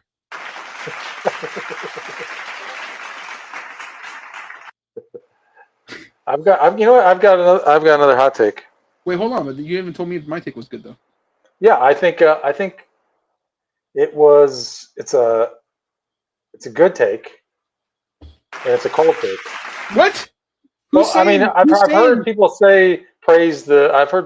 I guess the overall take of like the Justice Gang being good. They should have made more characters. They should have expanded the cast. They should have had a Blue Beetle, Booster Gold. That's a hot take because Fire and Ice. Because everyone I'm seeing is talking about this movie, saying, if anything, they're saying no, you didn't need all those characters. They didn't want those characters because a lot of people are like, I know, I don't agree with it either. I agree with you, and they could have used me. Yeah. So it's a good take and it's a hot take. Sorry, what was your take? They should have mentioned Batman in passing. What if Batman's not around yet? Gotham. I mean, Gotham there was. I said this to a friend. I said, they should have mentioned Batman or Gotham once. He's like, well, there was that one scene where they were on the highway and there was an off ramp to go to Gotham. It said exit to Gotham. Did you notice that? I'm like, no, I never noticed that. I didn't see that. He's like, yeah, there was a scene towards the end when the big finale where there was like a Gotham exit ramp sign. Any speculation on what the big event this gun universe will culminate with? Yes, the release of the Max Lord client list. Finally. Another hot take. James Gunn should not have cast his brother as Max Lord. Hold on. I got a bad take in the chat. Adam says more characters would have been more characters getting the Hawk Girl treatment. No, that's not true. Because if you would have used the distinct characters in the JLI, which were very well defined, then you have a bunch of characters that are interesting and funny and cool, like Guy Gardner. Instead, when you flatten them, then you don't have then you just mash people up and made them boring and uninteresting and not cool, right? Like the reason people like Mr. Terrific is because he just does all these cool things. You would have had multiple characters doing cool things, in my opinion. Mm-hmm. And you would have had multiple people looking cool. Yeah, because if I think about it, like, would I be excited for a Hawk Girl show or movie now? No, because there's nothing. I'm less excited. It's like, because she's boring as shit. On the flip side, if you told me there was a Daily Planet show, I would be excited because I enjoyed those characters because they got more. They did have more screen time. They had more time to at least like develop something connection with the audience. Hawk Girl, like, she shrieked, and there was that one scene where they were at their headquarters and she was kind of like blasé about everything, and that was it. She didn't have anything else to do or say. Well, she killed Vladimir Putin. She dropped him to death. Not in Yahoo. Salt says Tony was right about Sean Gunn. Also, Superman has Hawk Girl's origin from the JLU cartoon. I think that's why they didn't have anything to say with her. What does that mean? Like, I don't know what her origin is from the JLU cartoon. All I know is in the cartoon she was Hawkman's, girlfriend or wife or whatever, and then that's what she's supposed to always be. By the way, they are reincarnated love interests that they've gone back for centuries like this.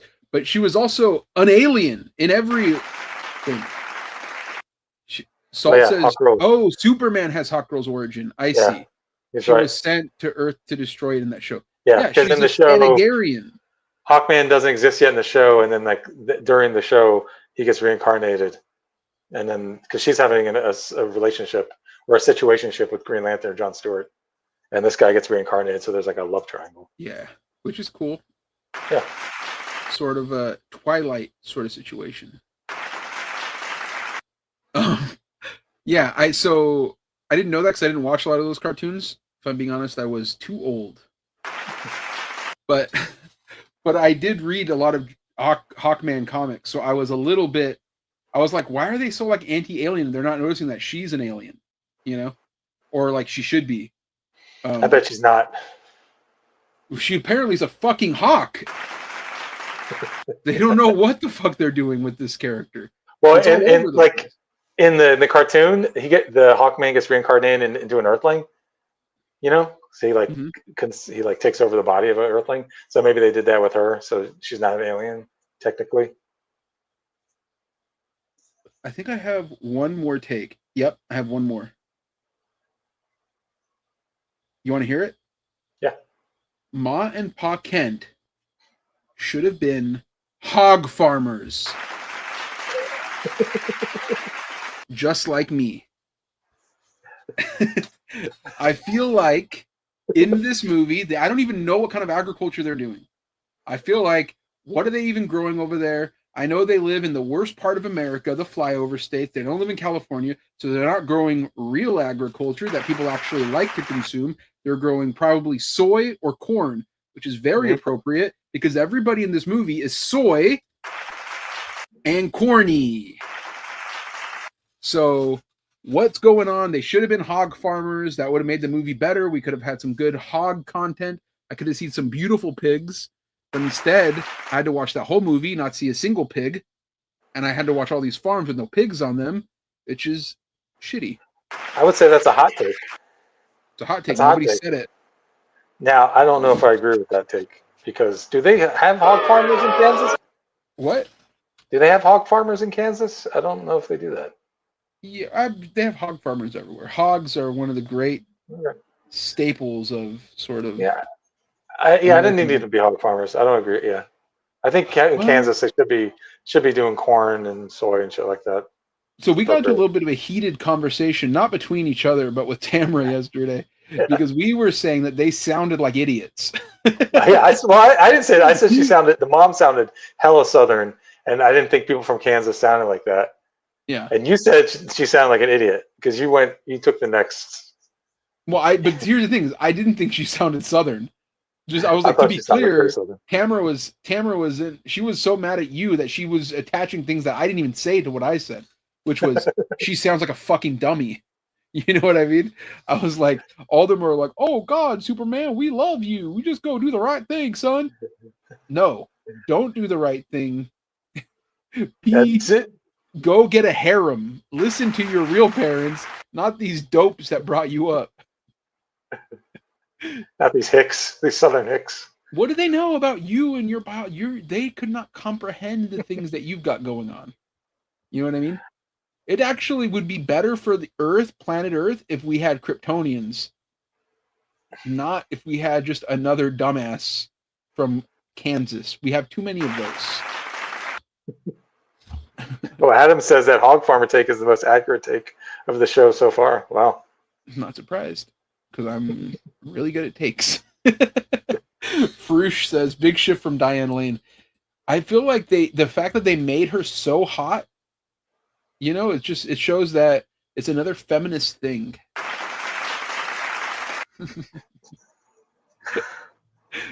But you know what? We loved the movie. You know, if anybody else has any hot takes you want to put in the chat, you could share that. No, we're rooting for Superman. Well, yeah, because they want that Guadagnino Sergeant Rock. Because I need the Guadagnino movie to come out. You know, I want a good movie out of this, and it's not Superman. It is Sergeant Rock. You've seen Queer. You've seen Challengers. You've seen Call Me by My Name. You've seen Suspiria. You've seen Bones and All. Bones and All. What was that? The Big Splash? One, but 2 New Order songs? Give me a break. This is a real movie. Perfect Splash, you said? Yes. Perfect or Big Splash? It was Perfect Splash? I think Big Splash. It does. The point is, Luca Guadagnino has hits, and you give us a Sergeant Rock movie for Luca. It might be that only 7 people see it, but we'll be one of them. We'll be the biggest Sergeant Rock heads ever. And you know what? Yeah. I have several Sergeant Rock trades that are signed by my guy Joe Kubert. So, I'm waiting for the value on those to skyrocket. Speaking of Joe Kubert, I want to give a shout out to my guy Adam, who gave me this. Not Adam in the chat, different Adam, who's been in the chat before, but one of my boys gave me an artist edition of Tarzan from Joe Kubert himself. I was stunned when he showed me this, when he's like, this is for you. I was like, for me, this is an incredible, generous gift. Thank you so much, So I've been looking at this. I've been studying it. I treasure this thing. And in honor of Tarzan, I wanted to go over a couple ape stories with you. Frush says, was Jimmy Olsen supposed to have Matt Riz? In every universe, he typically does. Yeah. Was there anything else we need to talk about from the movie? I feel like the takes kind of covered all of our bases. Yeah, I think we got it all. We got all. You know what? If you want more, go to Letterboxd. I have. You know what I'm going to do? Review. I'm lowering my score to 2.5. You know what I'm going to do? I'm raising it to 2 for Luca. I'm not actually raising it. I'm keeping it at 1.5. Here's my thing, though. I think it could have been a 2 movie if I didn't walk home in 100-degree heat. Didn't have to do that, but I did it, and it pissed me off. When I got home, I was sweaty and I was angry, and I had to just write out my emotions. One thing I will say about it is, like, I said it in my review. It was like last week I taught kids all week, 9 to 12 years old. I taught a comics course, and they were all talking about going to see this movie, and they're all hyped about it, and going there at the movie theater, there was like probably about like half full theater, and a third of that crowd was kids, like young kids around that age having fun in the movie. So it's a kids movie. It's a live action kids Pixar type movie. It is that a also fucking happens to have movie. The assassination of a random Muslim guy. Yeah, get shot in the head, and like people saying shit at lunch. I will say it could have been more erotic. Well, yeah, that's probably why it wasn't, because they're like, we got to keep this kid friendly. Kid friendly. I could have gone. This is a movie that kids are gonna love, and I could see kids loving it in the theater that I was at too. Like there was a part where like Superman showed up, and there I heard a kid like gasp, like, and I was like, that's cool, Yeah. But I didn't gasp because I'm a grown ass man who I've made better Superman stories than this. You know what I mean? So it's like it's hard for me to take it as serious when I'm like, okay, I'm better than this. You know what I'm saying? Mm-hmm. Let's see. I'm looking at my review. My review, by the way, one of the lowest of my friends on Letterboxd. I'm the only person who's being honest about what's really going on. I want to see how much likes I have on this thing. It's super long. It's like unnecessarily long. 52 likes. Easily my most liked review now. From a bunch of haters. Okay, but I want to go on these chimp stories. Okay, firstly, I want to give one shout out to one very special chimp. And I might even try to break my internet for this because it's worth watching the video. But there was a chimpanzee who was at the Wigham Wildlife Park in Kent, UK, where Tammy Lane, 54, was with her partner, and they were showing on their mobile phone this chimp the movie King Kong.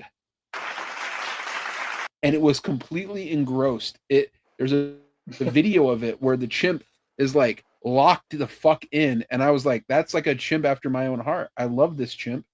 This chimp fucking gets it. He is a Kong head, just like me. He probably watches this movie like we watch Superman, where we're like, wow, that's what is really like. That's what it would really be like out there to be like fucking the man. Look at him. Oh, me. There it goes. Instantly. Yeah, that's not gonna happen. Okay. Let's just try it. You know what? You've seen enough. Let's give it up to that chimp. And all 2 seconds that we got to see before my internet took a shit. Okay? He was locked the fuck in, and that was like a little story. I got a couple more. Russian MMA fighter sparks outrage after forcing a chimpanzee to vape. Animal health deteriorates. Surgery may be needed. Anastasia Lukchina sparks controversy. She filmed a video at the Taigan Wildlife Park of a chimpanzee inhaling an e-cigarette. The video shows the chimpanzee's health deteriorating after ingesting e-liquid. Lukchina later publicly apologized on Instagram. Dude, there is no apology good enough for what that is right there. That's fucking crazy. So according to a report, do that, dude, because she's a fucking idiot. She was trying to get clout, dude. The things people do for clout are out of control. According to a report by National World on July 3rd, 24-year-old Russian MMA fighter Anastasia Lukchina shared a video on social media demonstrating how to use an e-cigarette to the chimpanzee. She then passed an e-cigarette. Through the wire mesh to the gorilla in the cage, who brought it to its mouth, took a puff, and then backed away, exhaling a cloud of vapor. Lukchina repeatedly gave an e-cigarette to the chimpanzee named Dana, causing it to inhale too forcefully and swallow the e-liquid. Now the veterinarian is concerned that Dana's condition may worsen and it may require surgery to remove the e-liquid from its system. This is like when we read that story about that one girl who did this. Remember? She was like all fucked up. Mm-hmm. Yeah, she died, didn't she? Or I don't know. I think she died. She might have. Lukchina asked for forgiveness with embarrassment on Instagram afterwards. I love animals very much and do not want to cause any harm to their health. I ask for forgiveness from everyone and promise that this will never happen again. Before me, other zoo visitors had also given tobacco products to this gorilla. I followed their example and filmed the act. I sincerely want to continue my career in sports. No, we're not doing that. You're out. You know? Let me see if I could find her Instagram so we can get a look at what's really going on over here. Dude, she's only got like 400 followers too. I'm sorry. If you only have 400 followers, she privated her account. If you have 400 followers, you can't be like nearly killing chimpanzees. That's fucked up. Yeah. They're beautiful. They're God's creatures. That's like people who blow their fucking weed smoke in their dog's face and shit. It's like her eyebrows are hella fucked too.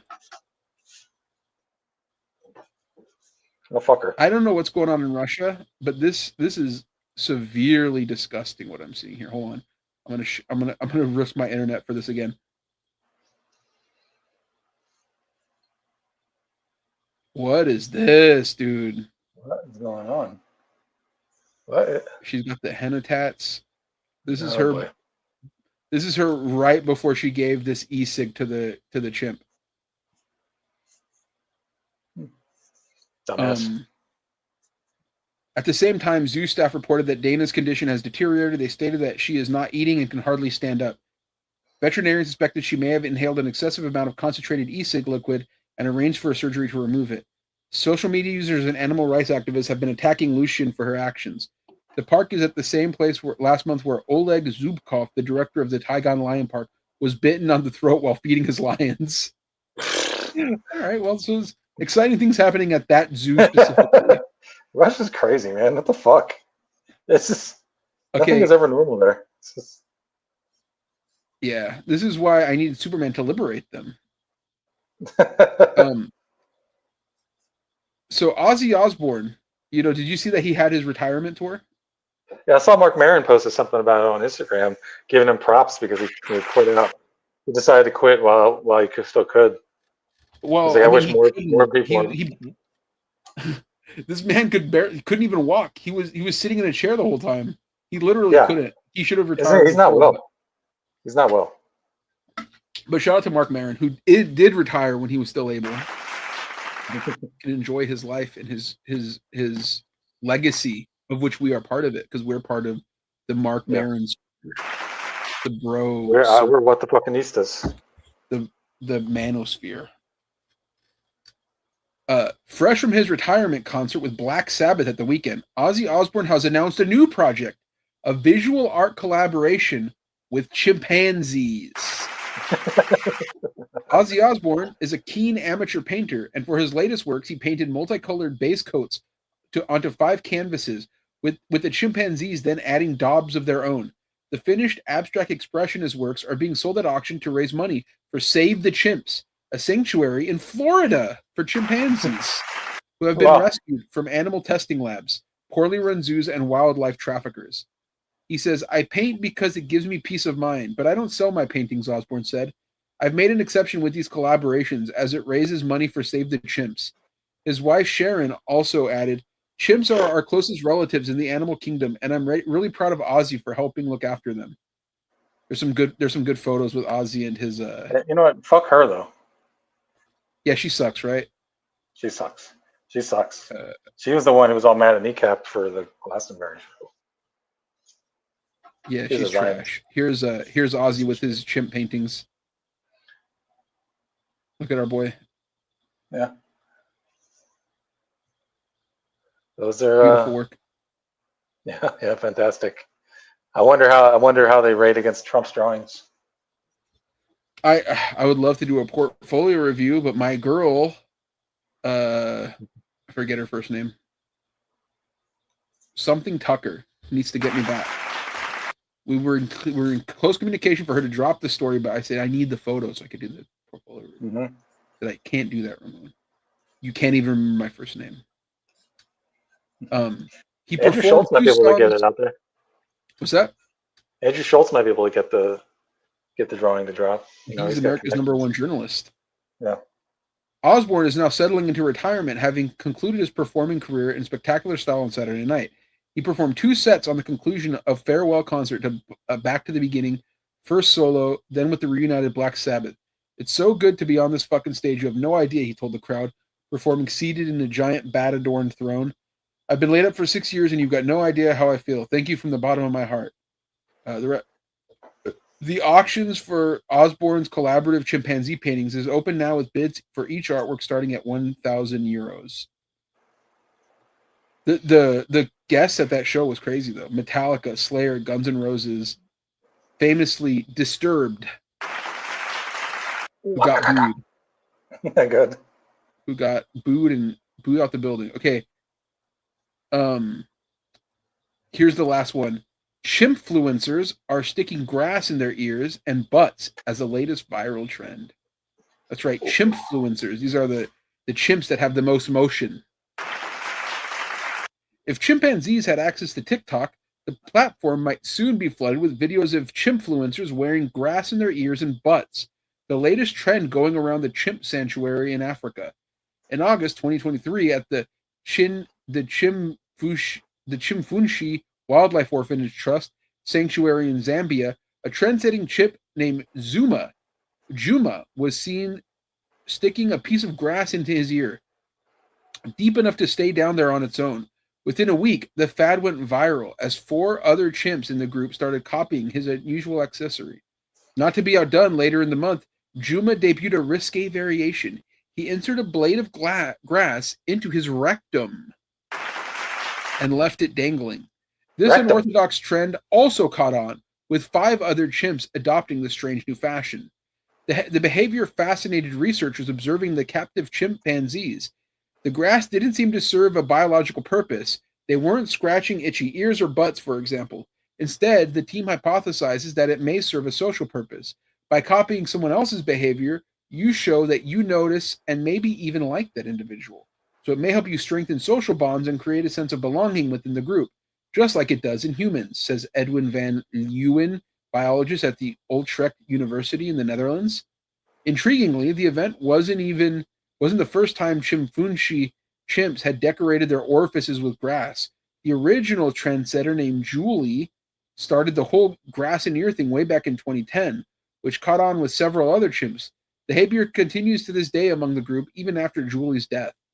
This seems to be the case of social learning and cultural transmission. After all, only one of the 4 groups observed back then exhibited the behavior, even though all lived in similar conditions. Weirdest of all is that it is more than a decade after Juma seems to have come up with the idea independently, since his group never had contact with hers. The researchers suggest that fads with no clear purpose could be a holdover from the important ability to learn new survival skills. It's telling that wild chimps haven't been observed following useless trends, only captive ones to have enough time on their hands. Oh, they're really like us for real. Mm-hmm. Chimpanzees can socially learn novel skills, primarily use them in context of personal interest, like nut cracking or termite fishing. the researchers write in a paper about their observations. Yet when selection pressures relax, e.g. due to systematic provisioning in captive care, chimpanzees may extend their social learning occasionally to behaviors without direct instrumental utility. This is, by the way, reminds me of like when people talk about how like, oh, you know, in Gaza they don't like gay people. It's like, well, yeah, because they've been getting bombed constantly for like decades and they've been in an open air prison. They don't have time to like be woke. They're too busy trying to survive. Like, no shit, you know? Mm-hmm. Yet, like this is what I say, like when the selection pressures relax, they're able to like sort of stick grass in their ear, like chill the fuck out, like vibe out. You know what I mean? It's hard to vibe when you're under constant attack. Yeah. There's sirens going off every day. Yeah. Non-functional cultural trends aren't unique to chimps either. In recent years, orcas have been seen wearing dead salmon on their heads like hats and sinking boats in European waters, both of which seem to be fads.